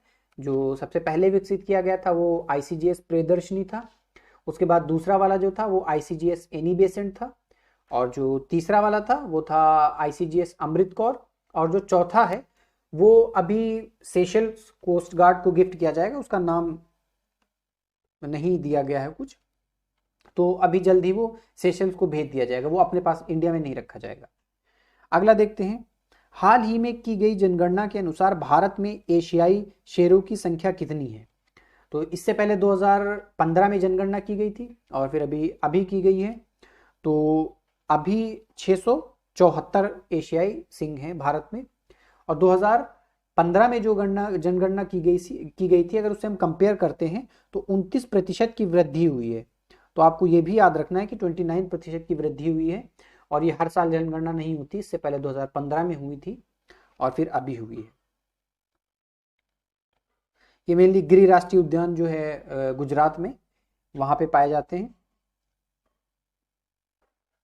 अगला देखते हैं, मानव संसाधन विकास मंत्रालय के द्वारा जारी की गई राष्ट्रीय संस्थागत रैंकिंग फ्रेमवर्क में ओवरऑल कैटेगरी में किस संस्थान ने शीर्ष स्थान प्राप्त किया? तो ओवरऑल कैटेगरी में आईआईटी मद्रास ने शीर्ष स्थान प्राप्त किया, इसके बाद आईआईएससी बेंगलुरु है, फिर आईआईटी दिल्ली है। तो मेनली जो पहले नंबर पे बस आपको वही याद रखना है। अगला देखते हैं, 2020 के लिए विश्व खाद्य पुरस्कार किसने जीता? तो ये एक साइंटिस्ट है, भारतीय मूल के अमेरिकी साइंटिस्ट हैं, रतन लाल, इन्होंने ये विश्व खाद्य पुरस्कार जीता है, और इस पुरस्कार को कृषि क्षेत्र का नोबल भी कहा जाता है। इनको मिला है किस काम के लिए? इन्होंने मिट्टी की गुणवत्ता में सुधार करके जो छोटे छोटे किसान हैं उनकी मदद की है, इससे क्या हुआ कि वैश्विक खाद्य आपूर्ति में वृद्धि हुई है, तो इनके इस कार्य के लिए इन्हें ये पुरस्कार दिया गया। इससे पहले एम एस स्वामीनाथन को 1970s में शायद दिया गया था, वो पहले भारतीय पुरस्कार पाने वाले। अगला देखते हैं, किस राज्य ने प्रयोग किए गए मास्क को डिस्पोज करने के लिए बिन 19 ये लॉन्च किया है। तो ये IoT बेस्ड एक मशीन है, इंटरनेट ऑफ थिंग्स जिसको बोलते हैं। तो केरल ने ये लॉन्च किया है। ये क्या करेगा कि जो मास्क होते हैं उसमें कलेक्ट करके उनको डिस्पोज करेगा, डिसइंफेक्ट करेगा मेनली। अगला प्रश्न है कि हाल ही में डाटा लेक, ये एक सॉफ्टवेयर किसके द्वारा लॉन्च किया गया, किसके द्वारा लॉन्च किया गया, प्रश्न मेनली ये है। तो ये national highway authority of India के द्वारा लॉन्च किया गया है, और ये पोर्टल लॉन्च करने के बाद ये अपने क्षेत्र का पूर्णतः डिजिटल संगठन हो गया है। अगला देखते हैं, हाल ही में किस देश के द्वारा अंतर्राष्ट्रीय आपराधिक न्यायालय पर प्रतिबंध लगा दिया गया। तो अमेरिका के द्वारा इंटरनेशनल जो क्रिमिनल कोर्ट है उसके ऊपर प्रतिबंध लगा दिया गया। क्यों लगाया गया है कि जो अफगानिस्तान में युद्ध अपराध हुए उसकी जांच को लेकर के, तो अमेरिका ने आरोप लगाया कि ये चाइना की तरफ बायस्ड है और रशिया की तरफ बायस्ड है, इसको लेकर के अमेरिका ने इसके ऊपर प्रतिबंध लगा दिया है। अगला प्रश्न है कि युवा पेशेवरों के नवीन विचारों तक सहकारी संस्थाओं की पहुंच सुनिश्चित करने के लिए कृषि मंत्रालय के द्वारा कौन सी योजना प्रारंभ की गई है। तो ये सहकार मित्र योजना, सॉरी चेंज हो गया पेज, एक मिनट, सहकार मित्र योजना प्रारंभ की गई। तो इसके द्वारा किया क्या जाएगा कि जो भी ग्रेजुएट हैं उनको 4 महीने के लिए इंटर्नशिप प्रोवाइड कराई जाएगी और इसमें वित्तीय सहायता भी दी जाएगी। अगला देखते हैं, हाल ही में world day against child labour कब मनाया गया। तो ये 12 जून को प्रतिवर्ष मनाया जाता है। इस बार की जो थीम थी वो थी protect children in covid times, और इसकी शुरुआत 2002 में की गई थी। Mainly world day against child labour, तो चाइल्ड लेबर से रिलेटेड कहीं ना कहीं है, तो अगर ऑप्शन में कई सारे इंस्टीट्यूट दिए जाते हैं, कॉमन सेंस लगा करके हम कर सकते हैं। ये जो UN का एक ऑर्गेनाइजेशन है, ILO इंटरनेशनल लेबर ऑर्गेनाइजेशन, उसके द्वारा 2002 में प्रारंभ किया गया था। अगला देखते हैं, हाल ही में किस भारतीय को medal of the order of Australia से सम्मानित किया गया। तो शोभा शेखर, ये भारतीय संगीतकार हैं और साथ ही साथ ये मेलबर्न यूनिवर्सिटी में लेक्चरर भी हैं। तो इनका जो वहाँ पर कार्य है उसके लिए उन्हें ये ऑनर दिया गया है। अगला देखते हैं, बाल श्रमिक विद्या योजना ये किस राज्य सरकार की पहल है। तो उत्तर प्रदेश की पहल है। अगर आप यूपी की तैयारी कर रहे हैं किसी भी एग्जाम की तो इंपॉर्टेंट हो जाता है ये योजना क्यों प्रारंभ की गई। मेनली जो कामकाजी बच्चे हैं, जो काम वाम कहीं करते हैं और स्कूल छूट गया, तो उन्हें प्रोत्साहन दिया जा सके कि वो दोबारा अपनी पढ़ाई शुरू कर सके, उसके लिए शुरुआत की गई है इस योजना की। तो ऐसे बच्चे जब स्कूल जाएंगे तो अगर वो फीमेल है यानी कि बालिका है तो 1200 रुपये प्रतिमाह सरकार देगी, और कोई मेल है बालक है तो उसको 1000 रुपये प्रतिमाह सरकार देगी। इसके अलावा जब वो 8th 9th और 10th ये पास करेंगे तो उन्हें 6000 रुपये अलग से दिए जाएंगे। अगला है, स्त्री नामक कार्यक्रम महिलाओं के लिए किस शहर की पुलिस के द्वारा प्रारंभ किया गया है। तो ये हैदराबाद शहर की पुलिस के द्वारा प्रारंभ किया गया। मेनली जो भी महिलाएं घरेलू हिंसा या दुर्व्यवहार की शिकार हैं उनकी सहायता की जा सके और उनका सामाजिक सशक्तिकरण किया जा सके, उसके लिए ये शुरू किया गया है। और इसका फुल फॉर्म क्या है, शी ट्रायम्फ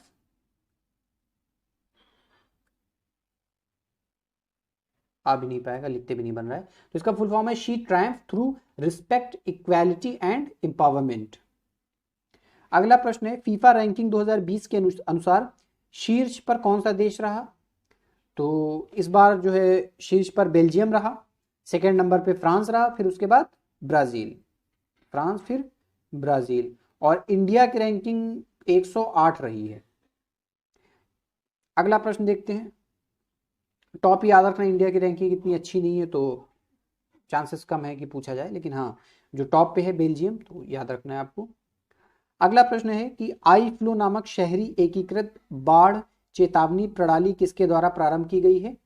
तो ये मुंबई के द्वारा प्रारंभ की गई। मेनली एक संयुक्त पहल है पृथ्वी विज्ञान मंत्रालय और जो BMC है, म्यूनिसिपल कॉरपोरेशन जो मुंबई का है, उसके द्वारा ये प्रारंभ किया गया है कि वहाँ पर जो हर साल बारिश होती है, फिर वहाँ पर जो अर्बन फ्लड आता है उससे निपटने के लिए।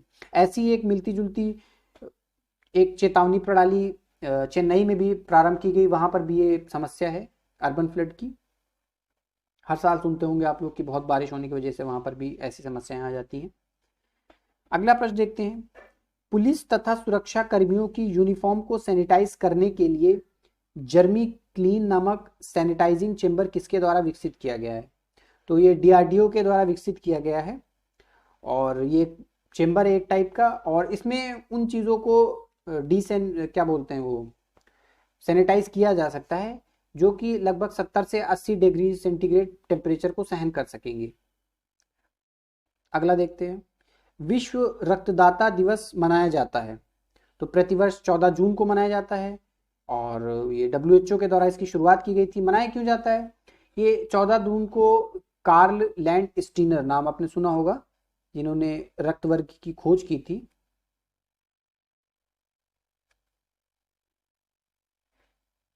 कार्ल लैंड स्टीनर, इनके द्वारा इनका जन्म दिवस होता है इस दिन, तो उसी को सेलिब्रेट करने के लिए मनाया जाता है। अगला प्रश्न है, अंतर्राष्ट्रीय धार्मिक स्वतंत्रता रिपोर्ट किस देश के द्वारा जारी की जाती है? तो ये अमेरिका के द्वारा जारी की जाती है।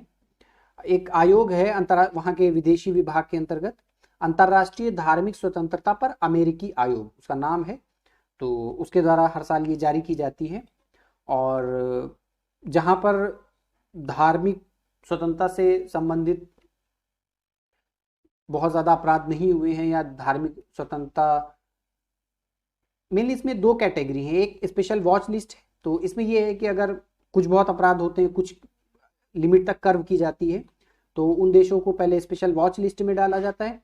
उसके बाद अगर वहाँ पर बहुत ज़्यादा धार्मिक स्वतंत्रता को कर्व किया जाता है, तो फिर उन्हें विशेष चिंता वाले देश के रूप में सूचित किया जाता है। तो भारत को अभी इसी विशेष चिंता वाले देश के रूप में सूचित किया गया है इस अंतर्राष्ट्रीय धार्मिक स्वतंत्रता रिपोर्ट के अनुसार, रिपोर्ट में। अगला है कि हाल ही में किस राज्य ने अपने पर्यावरण मंत्रालय का नाम बदलकर environment and climate change ministry कर दिया है? तो ये महाराष्ट्र ने कर दिया है, बस इतना ही इसमें याद रखना काफी है।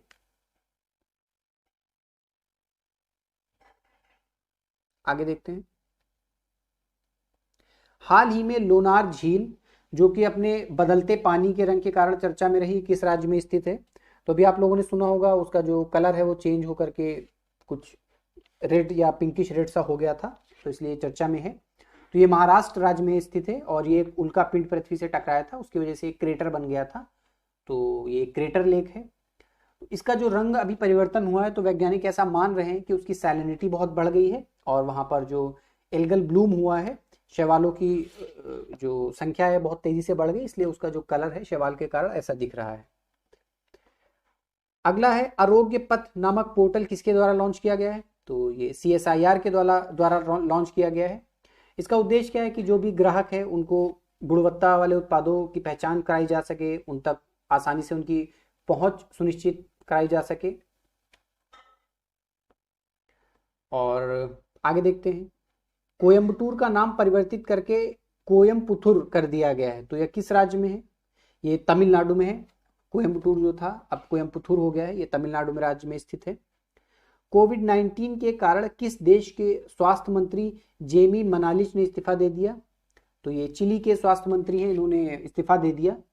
और चिली आपको पता है साउथ अमेरिका का एक देश है, और ये जो साउथ अमेरिका का जो पश्चिमी तट है उस पर बहुत लंबा सा देश है, आपने मैप में देखा ही होगा। इसकी जो कैपिटल है वो सैंटियागो है। अगला देखते हैं, अटॉर्नी जनरल के वेणुगोपाल का जो कार्यकाल है वो कितने समय के लिए बढ़ा दिया गया है? तो अभी कोविड-19 के कारण जो अव्यवस्था चल रही है उसके कारण 1 साल के लिए इनका कार्यकाल बढ़ा दिया गया है। अटॉर्नी जनरल के बारे में आपको पता ही होगा, संविधान का जो अनुच्छेद 76 है उसमें इसकी चर्चा की गई है। ये भारत का सर्वोच्च विधि अधिकारी होता है, और इसकी नियुक्ति राष्ट्रपति के द्वारा की जाती है, और जो इसकी डिटेल में चर्चा होगी वो कभी हम पॉलिटी जब पढ़ेंगे तो उसमें करेंगे। अगला है, सिप्री ईयर बुक 2020 के अनुसार विश्व में सर्वाधिक परमाणु हथियार किस देश के पास हैं? तो सिप्री ने अभी जो Stockholm International Peace Research Institute है, ये एक स्वीडिश थिंक टैंक है, सिप्री का फुल फॉर्म है Stockholm International Peace Research Institute. तो इन्होंने अपनी जो 2020 की ईयर बुक जारी की है उसके अनुसार रूस के पास 6375 परमाणु हथियार हैं और दूसरे नंबर पर 5800 के साथ अमेरिका है। तो यही पूछा गया था सबसे ज्यादा किसके पास है, तो सबसे ज्यादा रूस के पास है। इसके अलावा जो ये ईयर बुक है इसमें इन्होंने 9 जो प्रमुख परमाणु सशस्त्र देश हैं उनके बारे में बताया है कि किसके पास कितने हथियार हैं, और इसमें यह भी बताया है कि अकेले यूएसए और रशिया ये दो मिल करके इनके पास पूरे विश्व के परमाणु हथियारों का लगभग 90% है। तो कौन कौन से वो परमाणु हथियार संपन्न देश हैं, तो एक तो ये दो तो यही हो गए, रूस और अमेरिका। इसके अलावा यूके है, France, India, Pakistan, China, south Korea, Israel, ये सारे हैं। अच्छा, आप लोग बताइएगा कमेंट करके कि जितना हम एक्सप्लेन कर रहे हैं इतना सफिशिएंट है या और डीप में एक्सप्लेन करने की ज़रूरत है। अगला है कि रेलवे स्टेशनों पर स्क्रीनिंग और निगरानी तेज करने के लिए रेलवे सुरक्षा बल ने कौन सा रोबोट लॉन्च किया है। तो इसमें यह भी आपको याद रखना है कि ये आरपीएफ ने लॉन्च किया है, रेलवे पुलिस फोर्स ने, रेलवे सुरक्षा बल ने, आरपीएफ रेलवे प्रोटेक्शन फोर्स। हाँ, इसका नाम है कैप्टन अर्जुन और ये पुणे में लॉन्च किया गया। अगला देखते हैं, चर्चा में रहे शब्द एस्नोमिया और एजूसिया, ये दो शब्द हैं, चर्चा में है, इंपॉर्टेंट है, याद रखना है। एस्नोमिया किससे रिलेटेड है और एजूसिया ये किससे रिलेटेड है। तो जैसा कि आप लोगों को पता होगा, अभी WHO ने जो कोविड-19 के सबसे मुख्य संकेत, बहुत कॉमन संकेत बताए थे, वो 3 बताए थे, एक बुखार, दूसरा थकान और तीसरी सूखी खांसी बताया था। तो आगे उसमें ये 2 और जोड़ दिए गए हैं। एस्नोमिया होता है कि जो ग्राण शक्ति होती है, यानी कि जो सूंघने की पावर होती है उसका नुकसान होना, और एजूसिया यानी कि जो स्वाद लेने की शक्ति होती है उसका नुकसान होना। मेनली अगर कोई कोविड-19 से संक्रमित है तो उसमें ये 2 भी पाए जा सकते हैं, एस्नोमिया भी उसमें हो सकता है, एजूसिया भी हो सकता है। ठीक है, यानी कि अगर वो किसी चीज़ को सूंघ रहा है तो उसकी गंध को फील नहीं कर पा रहा है, या कुछ खा रहा है तो उसका स्वाद नहीं आ रहा है। अगला देखते हैं, एमएसएमई के लिए किसने वेतन खाता प्रारंभ किया है। तो इसको सुरक्षा वेतन खाता नाम दिया है और एयरटेल पेमेंट बैंक जो है इसने ये शुरुआत की है। इससे क्या है कि जैसा कि आपको पता है कि एमएसएमई बहुत बड़ा एक सेक्टर है जो कि लोगों को रोजगार देता है, और इसमें बहुत सारे ऐसे लोग हैं जिनको बहुत सारी सुविधाएं हैं, सामाजिक सुविधाएं या स्वास्थ्य लाभ वो नहीं मिल पाते हैं क्योंकि वो बैंक से जुड़े हुए नहीं। तो इसके लिए एयरटेल पेमेंट बैंक ने ये शुरुआत की है। इसके द्वारा क्या होगा कि वित्तीय समावेशन उन लोगों का हो सकेगा और उनकी वित्तीय सुरक्षा हो सकेगी, वेतन उनको दिया जा सकेगा ऑनलाइन। इसके अलावा बहुत सारे जो सामाजिक और स्वास्थ्य लाभ होते हैं जो गवर्नमेंट के द्वारा दिए जाते हैं, तो जिनका खाता होता है आसानी से उन्हें मिल पाता है, तो उनको भी ये फायदा मिलेगा, इसके लिए शुरुआत की गई है। अगला है कि हाल ही में वर्ल्ड इन्वेस्टमेंट रिपोर्ट 2020 किसके द्वारा जारी की गई। तो ये अंकटाड के द्वारा जारी की गई है। और भारत की जो स्थिति है, भारत में 51 अरब डॉलर इन्वेस्टमेंट आया है और ये 9th पोजीशन पर है। तो दोनों चीज़ें याद रखना है कि कितना इन्वेस्टमेंट आया है 2019 में और किस पोजीशन पर है। तो 9th पोजीशन पर है, 51 अरब डॉलर इसको निवेश मिला है। और अगर देखेंगे कि नंबर 1 पे कौन है, तो 246 बिलियन डॉलर के साथ यूएसए नंबर 1 पे है, और उसके बाद चाइना का स्थान आता है, फिर सिंगापुर है। सबसे ज़्यादा बाहर किसका गया है, तो ये सबसे ज़्यादा जापान ने दूसरे देशों में इन्वेस्ट किया है, ये है 227 बिलियन डॉलर। तो मेनली यही पूछा जा सकता है कि इसमें इंडिया की रैंक क्या रही और सबसे ज़्यादा किसको इन्वेस्टमेंट प्राप्त हुआ है। अगला देखते हैं, मर्त्यपुरा रे जमराज, ये कोविड-19 इंटरनेशनल फिल्म फेस्टिवल 2020 में एक विशेष जूरी पुरस्कार जीतने वाली लघु फिल्म है। तो पूछा गया है किस भाषा की फिल्म है, तो ये एक उड़िया भाषा में बनी एक फिल्म है। वहाँ के कुछ स्थानीय लोग हैं, उन्होंने ये फिल्म बनाई और ये हास्य शैली के ऊपर है। कोरोना प्रसार को रोकने के लिए जो भी उपाय हैं उनको लेकर के जागरूकता फैलाने के लिए ये फिल्म बनाई गई थी, तो इसको ये जूरी अवार्ड मिला है। अगला है कि सबरीमाला मंदिर, जहां पर हाल ही में कोविड-19 के कारण वार्षिक उत्सव को रद्द कर दिया गया, ये किस राज्य में स्थित है। तो सबरीमाला मंदिर ये केरल में स्थित है, रेगुलर ये न्यूज में रहता है, सुनते रहते होंगे। इसको अयप्पा स्वामी मंदिर भी कहते हैं, ये भी याद रखना है। अगला है ऑनलाइन बाल यौन शोषण से निपटने के लिए किसके द्वारा प्रोजेक्ट प्रोटेक्ट प्रारंभ किया गया है? वो छिप गया है पे निकालने में। तो ये फेसबुक के द्वारा प्रारंभ किया गया और बाद में इसमें गूगल, माइक्रोसॉफ्ट और भी ऐसी जो टेक कंपनीज है वो भी जुड़ गई हैं। और इसमें मेनली 5 स्तंभ है जिनके ऊपर जोर दिया गया है: तकनीकी नवाचार, सामूहिक कार्रवाई, सूचना और ज्ञान साझाकरण, पारदर्शिता और जवाबदेही। ठीक है, अगला देखते हैं। हाल ही में किस राज्य में राजा परबा अथवा रज पर्व मनाया गया? तो ये उड़ीसा में मनाया गया।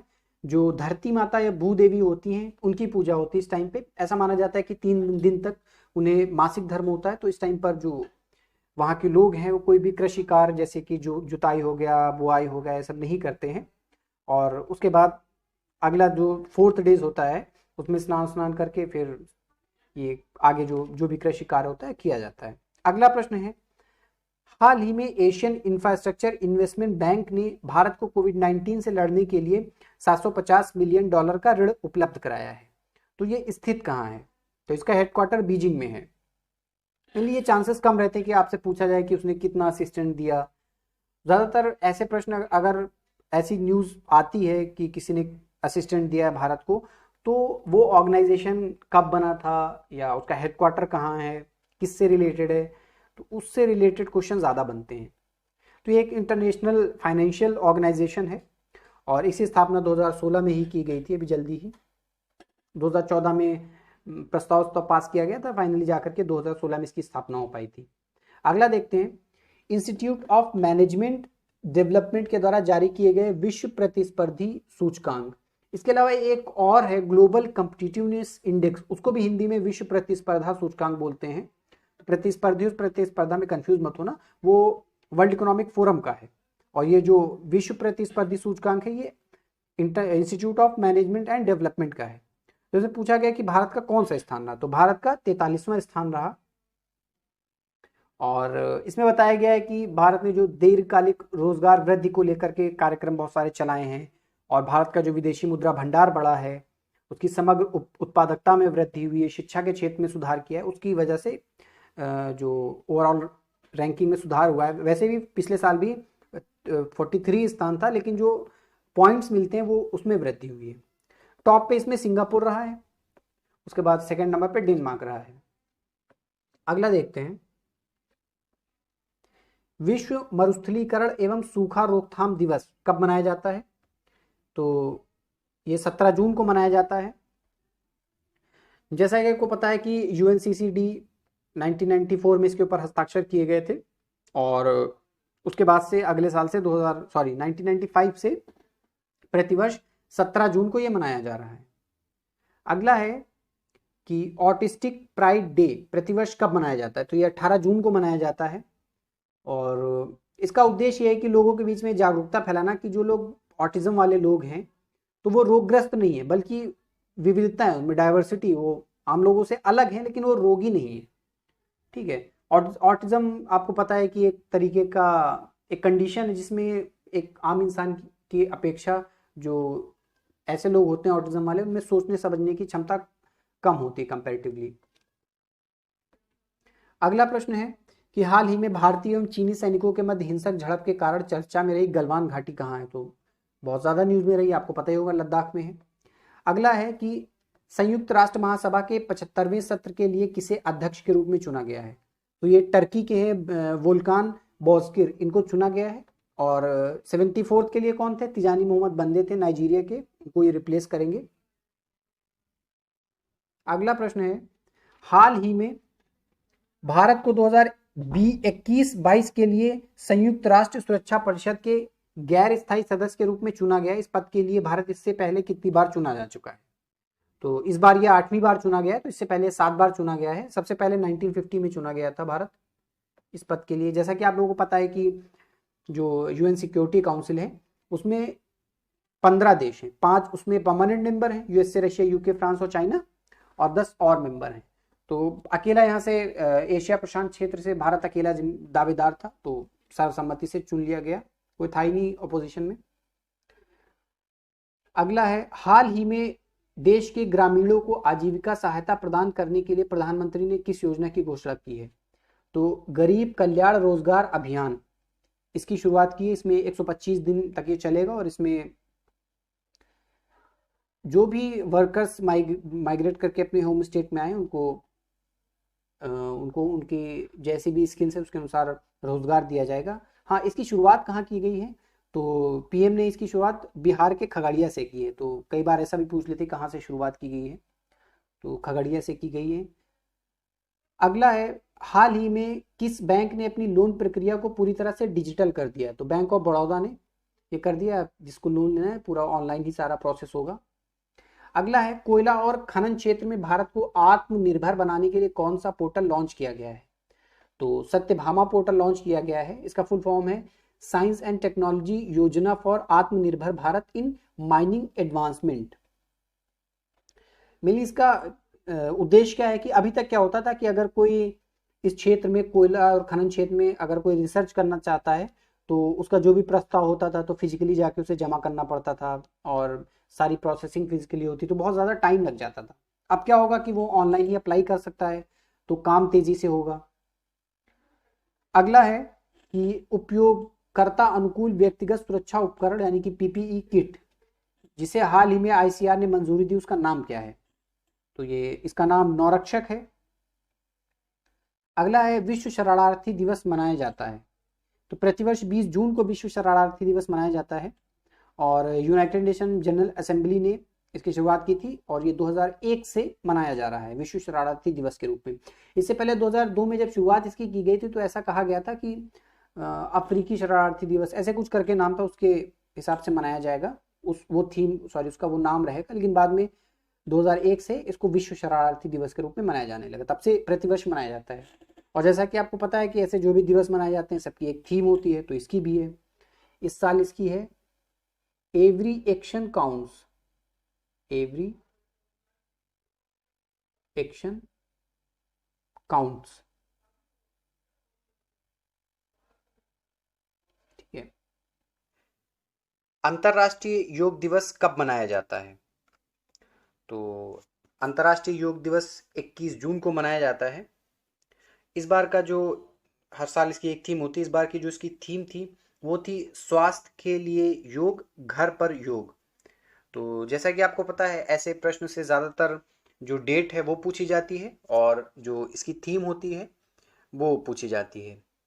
इसके अलावा 2014 में जैसा कि आपको पता है यूनाइटेड नेशन में प्रस्ताव पारित किया गया था और 2015 में पहली बार योग दिवस मनाया गया था। उसके बाद से प्रतिवर्ष 21 जून को योग दिवस, अंतरराष्ट्रीय योग दिवस मनाया जाता है। अगला है कि क्लेरा एंड द सन नामक पुस्तक किसके द्वारा लिखी गई है? तो ये काजुओ इशिगुरो इनके द्वारा लिखी गई है। ये इसलिए इम्पोर्टेंट हो जाता है क्योंकि 2017 में काजुओ इशिगुरो को जो साहित्य का नोबेल है वो मिला था। इनकी एक बहुत ही फेमस नॉवेल है जिसका नाम है the remains of the day. तो ये बहुत पहले लिखी थी लेकिन इम्पॉर्टेंट ये पर्सनैलिटी हैं, तो इसलिए इनकी जो एक इम्पॉर्टेंट बुक है the remains of the day, ये हमें पता होनी चाहिए क्योंकि कभी कभी जो बुक्स होती हैं वो मैच करने के लिए पूछ लेते हैं और करंट में ये बुक है तो ये भी पता होनी चाहिए। अगला है, कोविड-19 के कारण अब तक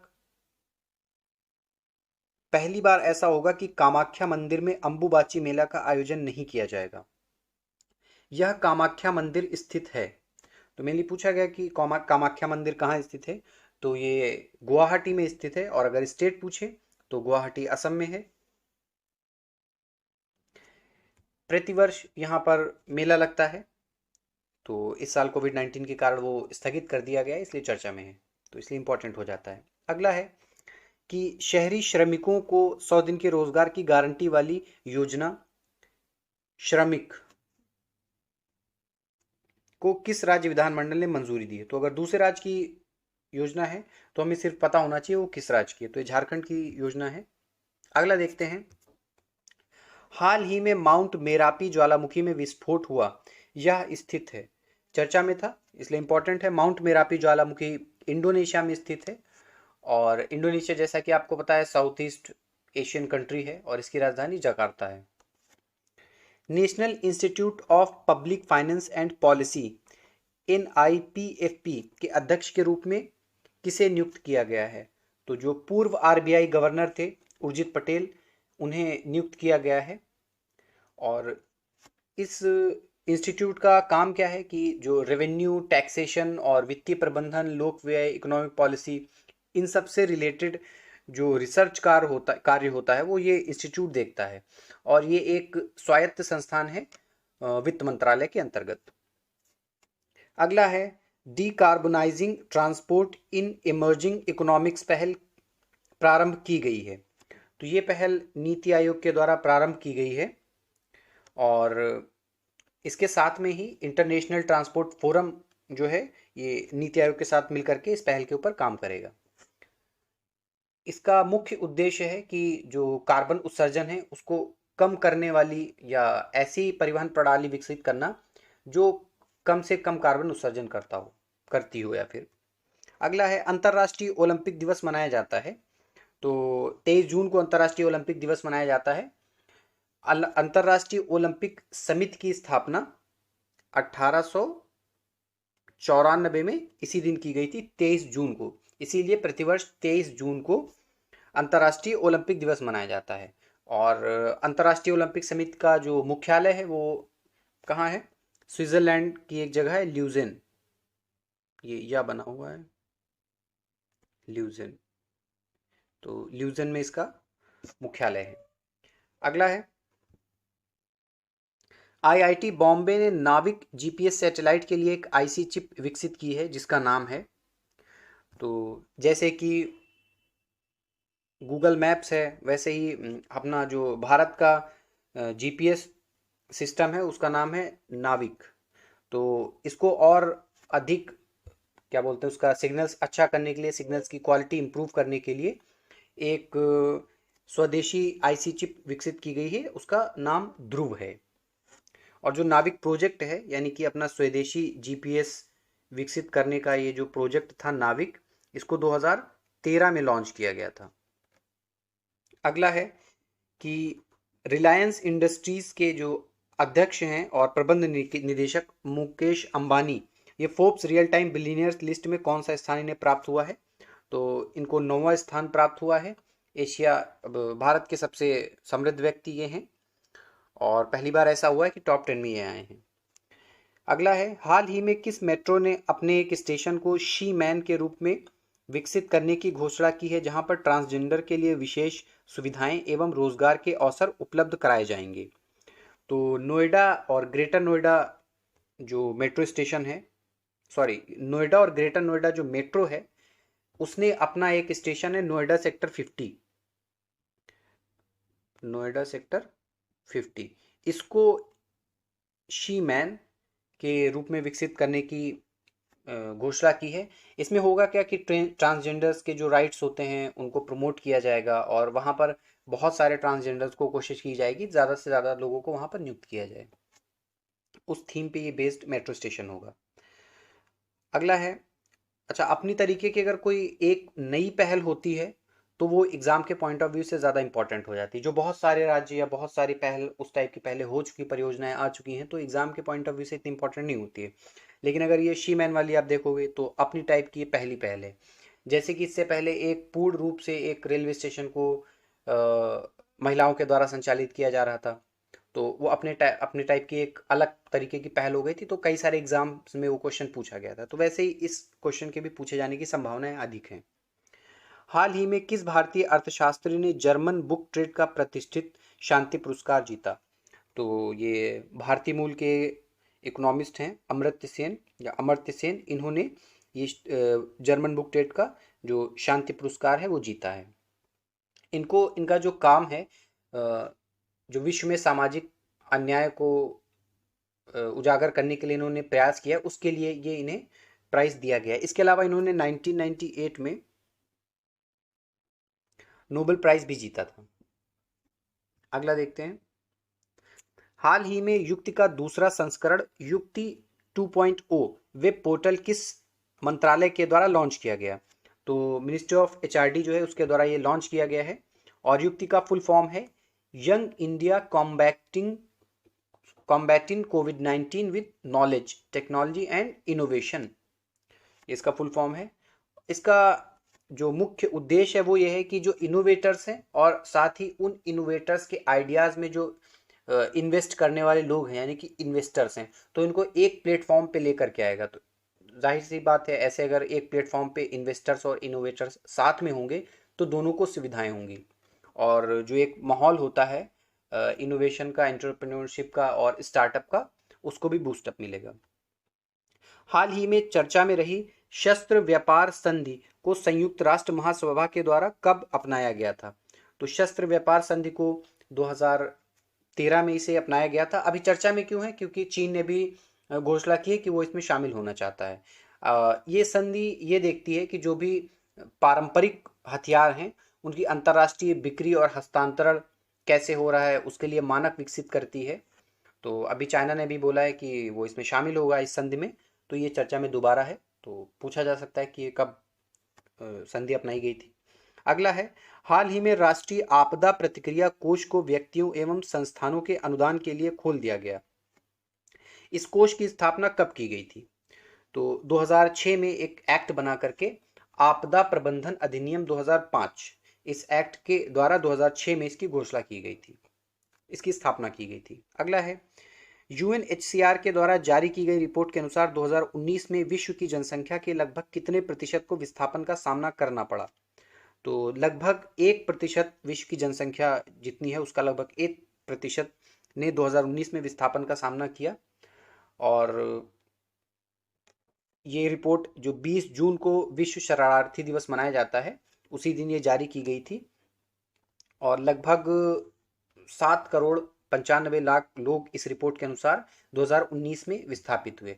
यूएनएचसीआर यूएन की एक एजेंसी है जो कि शरणार्थियों की जो भी समस्याएं हैं उनसे डील करती है और इसका हेडक्वार्टर जेनेवा में है। इसको 2 बार नोबेल प्राइज़ भी मिला है और इसको मिला था पीस के लिए मिला था, एक बार 1954 में मिला था और दूसरी बार मिला था 1981 में। 2 बार इसको नोबेल का जो पीस प्राइज़ है वो भी मिला हुआ है। हेडक्वार्टर जेनेवा में है और जो भी इसमें इंपॉर्टेंट फैक्ट्स बताएं ये सारे इंपॉर्टेंट है एग्जाम के पॉइंट ऑफ व्यू से। बिजली चोरी को रोकने के लिए निष्ठा विद्युत मित्र योजना ये किस राज्य सरकार की पहल है? तो ये मध्य प्रदेश राज्य सरकार की पहल है। इसके द्वारा जो सेल्फ हेल्प ग्रुप की महिलाएं होती हैं वो काम करेंगी अपने एरिया में जहाँ की भी वो हैं, ताकि लोगों को जागरूक किया जा सके कि वो अपना जो बिल है वो भरें और सरकार के साथ सहयोग करें ताकि बिजली चोरी को रोका जा सके और लोगों को जागरूक किया जा सके। इसके अलावा और भी जो छोटी मोटी समस्याएं हैं वो दूर करने का प्रयास किया जाएगा। अगला है, फुगाकू सुपर कंप्यूटर ने विश्व का सबसे तीव्रतम सुपर कंप्यूटर होने का खिताब हासिल किया।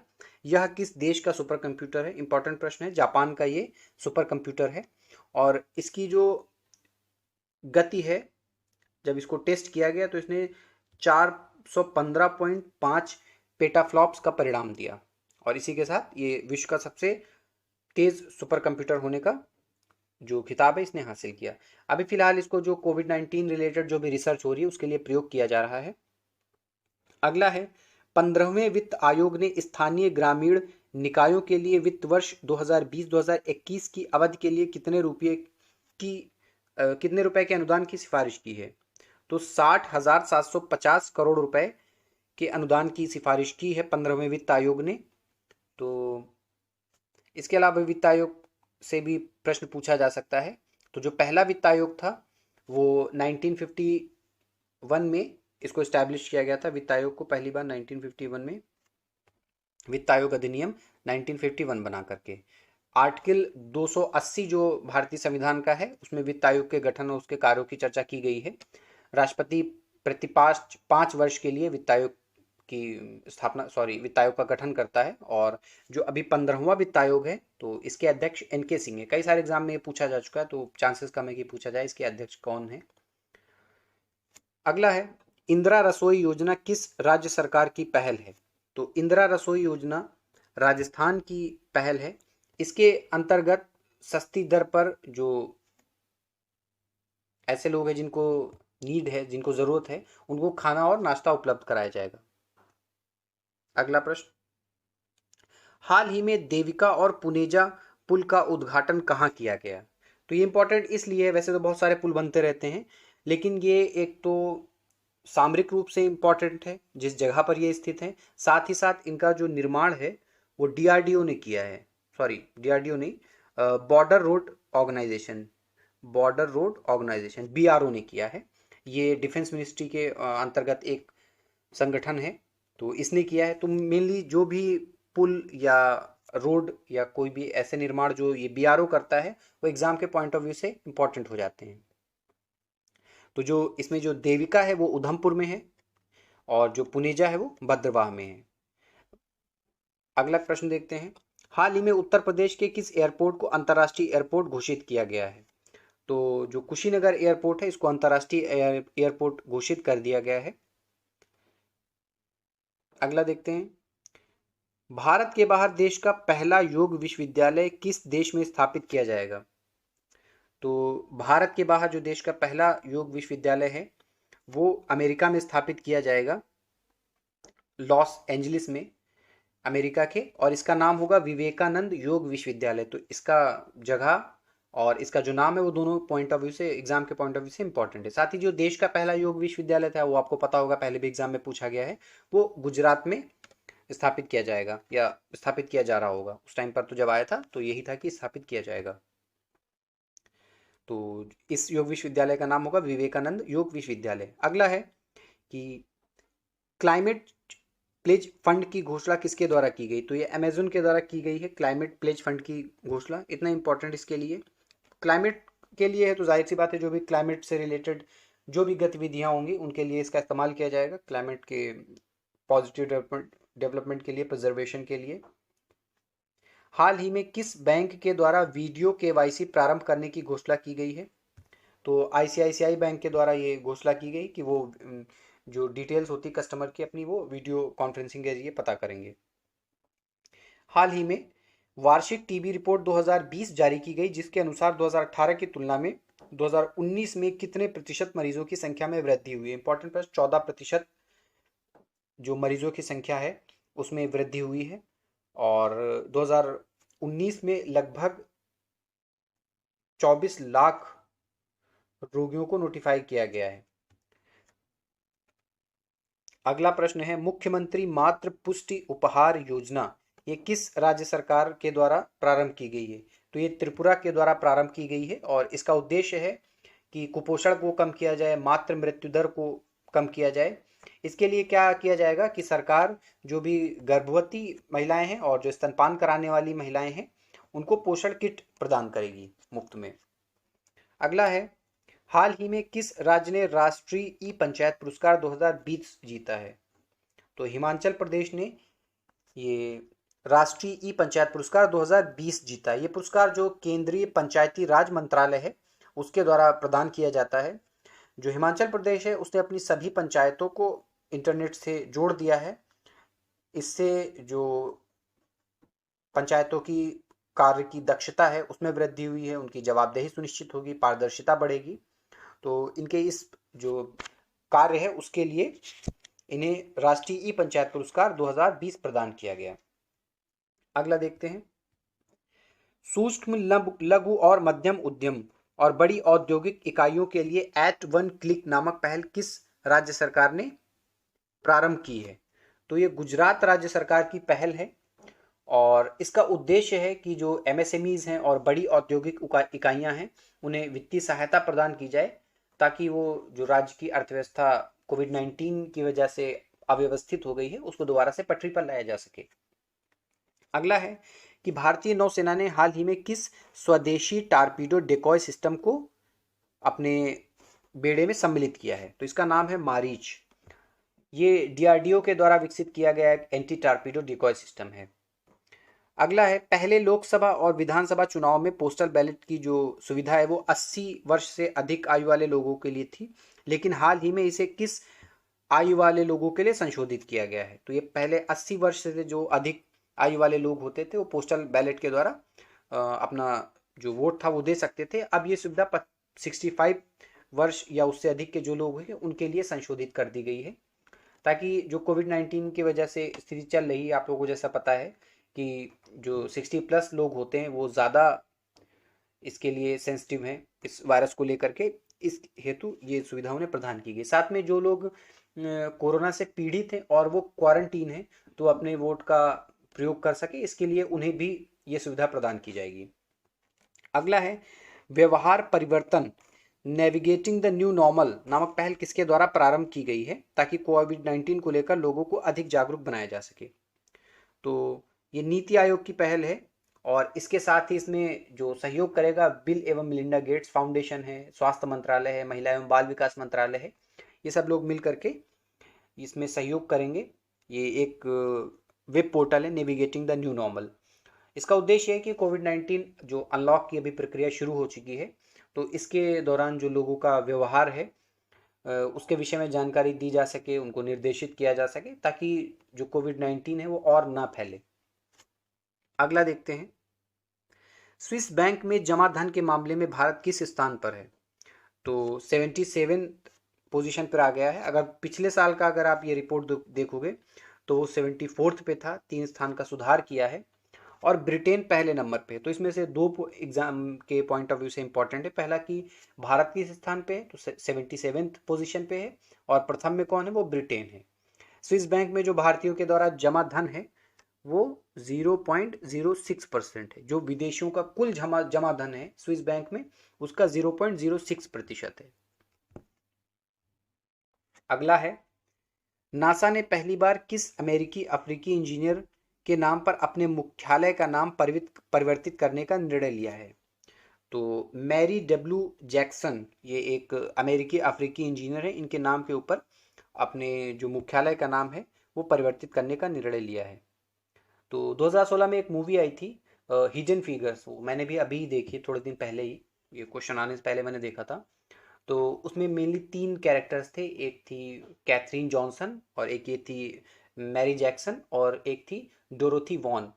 तो ये तीनों अफ्रीकी थे, अफ्रीकी फीमेल थी। तो उस टाइम पर जो उनके साथ बहुत ज़्यादा बोल सकते हैं कि व्यवहार अच्छा नहीं किया जाता था, उसको दिखाया गया है। तो जॉन ग्लेन एक एस्ट्रोनॉट थे, ये पहले अमेरिकी थे जो अंतरिक्ष में पहुंचे थे।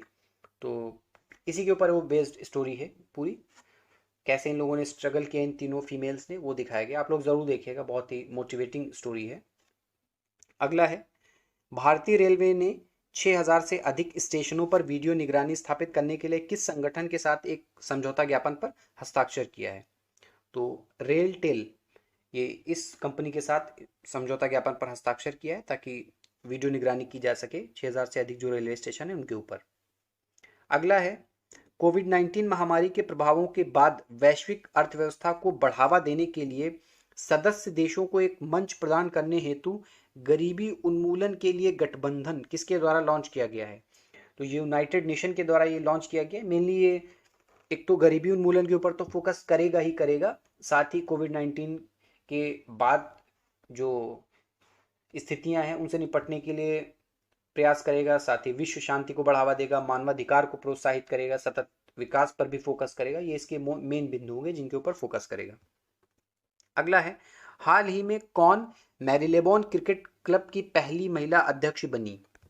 तो क्लेयर कोनोर, ये एक महिला है जो इंग्लैंड की पूर्व क्रिकेटर है, इन्हें एमसीसी का अध्यक्ष बनाया गया। ये पहली बार हुआ तो इसलिए इंपॉर्टेंट हो जाता है। जो मैरीलेबोन क्रिकेट क्लब है ये विश्व का बहुत ही प्रतिष्ठित क्रिकेट क्लब है। इसकी स्थापना 1787 में की गई थी, तब से लेकर के 2020 अब जा करके ऐसा हुआ है कि पहली बार कोई महिला इसकी अध्यक्ष बनी, तो इंपॉर्टेंट हो जाता है। और ये क्लब भी बहुत प्रतिष्ठित है तो एग्जाम में क्वेश्चन इससे आने के चांसेस बढ़ जाते हैं। अगला है, राष्ट्रीय सांख्यिकी दिवस कब मनाया जाता है। तो राष्ट्रीय सांख्यिकी दिवस 29 जून को मनाया जाता है। एक प्रसिद्ध वैज्ञानिक हुए पीसी महालनोबिस, तो या प्रशांत चंद्र इनका पूरा नाम है, महालनोबिस। इनका जन्म दिवस होता है 29 जून को। इकोनॉमिस्ट थे बहुत बड़े, तो इनको क्या बोलते हैं, सम्मान देने के लिए 29 जून को राष्ट्रीय सांख्यिकी दिवस मनाया जा रहा है। 2007 में घोषणा की गई थी, तब से प्रतिवर्ष ये राष्ट्रीय सांख्यिकी दिवस 29 जून को मनाया जाता है। और इनका योगदान अगर जानना है तो आप ये जान सकते हैं कि जो दूसरी पंचवर्षीय योजना थी उसके जो मुख्य योजनाकार थे वो यही थे। इन्हीं के पूरे योजना के ऊपर वो योजना आधारित थी। अगला है, वृक्षारोपण को प्रोत्साहित करने के लिए संकल्प पर्व नामक अभियान किसके द्वारा प्रारंभ किया गया? तो इसको दूसरे तरीके से ऐसे भी पूछ सकते हैं, ये वैसे संस्कृति मंत्रालय के द्वारा ये प्रारंभ किया गया है। ये दूसरे तरीके से ऐसे भी पूछ सकते हैं कि वृक्षारोपण को प्रोत्साहित करने के लिए हाल ही में संस्कृति मंत्रालय ने कौन सा अभियान लॉन्च किया है? तो संकल्प पर्व हो जाएगा। और इसकी जो अवधि है वो है 28 जून से लेकर के 12 जुलाई तक। ये इंपॉर्टेंट नहीं है, अवधि नहीं पूछते हैं ज़्यादातर, पीसीएस में तो नहीं पूछते हैं। जो पीसीएस के एग्जाम होते हैं, वनडे एग्जाम जो और बहुत छोटे होते हैं, एसएससी या रेलवे बैंकिंग, उसके लिए तो नहीं पता। तो 28 जून से लेकर के 12 जुलाई तक ये मनाया जाएगा। और जो देश की हर्बल विरासत का प्रतिनिधित्व करने वाले 5 प्रमुख पौधे हैं, बरगद, पीपल, अशोक, बेल और आंवला। तो इसमें जो है इन पौधों के रोपण को प्रोत्साहित किया जाएगा। और संस्कृति मंत्रालय ने अपने सभी जो उससे जुड़े हुए लोग हैं, यानी कि उसमें जो भी लोग कार्य करते हैं, हर कर्मचारी, उससे उनको प्रोत्साहित किया, उनसे निवेदन किया कि कम से कम इन 5 में से कोई एक पौधा वो इस अवधि में ज़रूर लगाएं। और अगर ये नहीं उपलब्ध है तो कम से कम कोई भी एक पौधा ज़रूर वो लगाएं। अगला है, किसके द्वारा भारत में गुणवत्ता और स्कूल शिक्षा प्रणाली में सुधार लाने के लिए स्टार्स कार्यक्रम के अंतर्गत $500 मिलियन के ऋण को मंजूरी दी गई? तो वर्ल्ड बैंक ग्रुप के द्वारा इस $500 मिलियन के ऋण को मंजूरी दी गई है। और स्टार्स का फुल फॉर्म है strengthening teaching learning and result for states. तो स्कूली शिक्षा में सुधार लाने के लिए, उसकी गुणवत्ता को सुधारने के लिए इन पैसों का प्रयोग किया जाएगा। विश्व बैंक ये लोन देगा। अगला है, नशा मुक्त भारत वार्षिक कार्य योजना 2021-2022 किस मंत्रालय के द्वारा प्रस्तुत की गई? तो सामाजिक न्याय एवं अधिकारिता मंत्रालय की ये पहल है। अगला है, किल कोरोना नामक अभियान किस राज्य के द्वारा प्रारंभ किया गया? तो मध्य प्रदेश का ये बहुत फेमस एक अभियान है, 1 जुलाई से ये प्रारंभ किया गया। और इसके अंतर्गत ये किया जाएगा कि घर घर जाकर के स्वास्थ्य सर्वे किया जाएगा, ताकि जो कोविड-19 है उसको कर्व किया जा सके। अगला है, पाक अधिकृत कश्मीर में कोहाला जल विद्युत परियोजना किस नदी पर स्थित है? तो कोहाला जल विद्युत परियोजना झेलम नदी पर स्थित है। ये चर्चा में क्यों है कि एक तो ये पीओके में स्थित है, और जो चीन का एक इनिशिएटिव है सीपैक, तो उसके अंतर्गत यहाँ पर ये जो कोहाला जल विद्युत परियोजना है, इस योजना को स्थापित करने की चीन योजना बना रहा है। भारत इसके लिए आपत्ति कर रहा है, विरोध कर रहा है, तो इसलिए चर्चा में है, इसलिए पूछा जा सकता है, एग्जाम के पॉइंट ऑफ व्यू से इंपॉर्टेंट है। अगला है, हाल ही में लाजरस चकवेरा को किस देश का राष्ट्रपति चुना गया? तो इन्हें मलावी का राष्ट्रपति चुना गया। मलावी एक जो मेडागास्कर के थोड़ा सा पीछे जो ईस्टर्न कोस्ट है अफ्रीका का, तो मोजाम्बिक है, मोजाम्बिक के थोड़ा सा और पीछे ये एक लैंड लॉक्ड कंट्री है मलावी, जिसकी राजधानी है लिलोंगवे। तो वहां का इन्हें राष्ट्रपति चुना गया है। अगला प्रश्न है, हाल ही में किस राज्य के द्वारा आदर्श पुलिस स्टेशन योजना शुरू करने की घोषणा की गई है? तो छत्तीसगढ़ के द्वारा यह घोषणा की गई है। और इसका उद्देश्य है कि पुलिस को जनता के प्रति और अधिक संवेदनशील बनाया जा सके। जो महिलाएं आती हैं, जो बच्चे वहां पर आते हैं अपनी समस्या लेकर के, उनके साथ कैसे बिहेव किया जाए, इसके लिए उन्हें जागरूक बनाया जाएगा, संवेदनशील बनाया जाएगा। इसके लिए छत्तीसगढ़ ने ये अभियान शुरू किया है। अगला है, हाल ही में किस बैंक ने युवा पे नामक डिजिटल वॉलेट ऐप लॉन्च करने की घोषणा की है? तो ये बैंक ऑफ बड़ौदा ने घोषणा की है। अगला है, फीफा महिला विश्व कप 2023 की मेजबानी की जाएगी। तो 2023 का जो फीफा महिला विश्व कप होगा उसकी जो मेजबानी है वो ऑस्ट्रेलिया और न्यूजीलैंड के द्वारा संयुक्त रूप से की जाएगी। अगला है कि आवारा पशुओं के प्रबंधन एवं खुले में चराई को रोकने के लिए गोधन न्याय योजना ये किस राज्य की पहल है? तो ये छत्तीसगढ़ की पहल है। इसके अंतर्गत ये किया जाएगा कि पशुपालकों को सहायता भी दी जाएगी और उन्हें जागरूक किया जाएगा कि जो गोवंशीय पशु हैं उनका भी पशुपालन करें, उनकी रुचि बढ़ाई जाएगी उनके पशुपालन के लिए। अगला है, भारत ने खलोंगछू पनबिजली परियोजना के लिए किस देश के साथ एक समझौता ज्ञापन पर हस्ताक्षर किया है? तो खलोंगछू पनबिजली जो परियोजना है ये भूटान में ही स्थित है और भूटान के साथ इसके लिए समझौता ज्ञापन पर एक हस्ताक्षर किया है। 600 मेगावाट की एक परियोजना है, भारत और भूटान की संयुक्त परियोजना है और ये 2025 तक इसको पूरी करने का लक्ष्य रखा गया है। अगला है कि प्लाज्मा थेरेपी परीक्षण अभियान प्लेटिना किस राज्य की पहल है? तो ये महाराष्ट्र की पहल है। इसके अंतर्गत ये किया जाएगा कि जो भी कोविड-19 के मरीज हैं, गंभीर रूप से जो पीड़ित हैं, उससे उनको प्लाज्मा की 2 खुराक मुफ्त दी जाएंगी। अगला है, किस भारतीय संस्थान ने प्रोजेक्ट प्राण के तहत एक गहन देखभाल इकाई यानी कि आईसीयू ग्रेड वेंटिलेटर विकसित किया है? तो आईआईएससी जो बेंगलुरु है उसके छात्रों ने प्रोजेक्ट प्राण के तहत ये आईसीयू ग्रेड वेंटिलेटर विकसित किए हैं और ये 100% स्वदेशी हैं। अगला है, हाल ही में किसे आईसीसी के अंपायर के एलीट पैनल में शामिल किया गया? तो हाल ही में नितिन मेनन को, ये अंपायर हैं, इन्हें शामिल किया गया है आईसीसी के अंपायर का जो एलीट पैनल होता है उसमें। इससे पहले इसमें 2 और भारतीयों को शामिल किया जा चुका है, तो ये तीसरे भारतीय नितिन मेनन। इससे पहले जो श्रीनिवास वेंकट राघवन थे उनको शामिल किया गया था और उसके बाद दूसरे नंबर पे सुंदरम रवि को शामिल किया गया था, तीसरे नंबर पे ये नितिन मेनन है। तो इस लेक्चर में इतना ही है।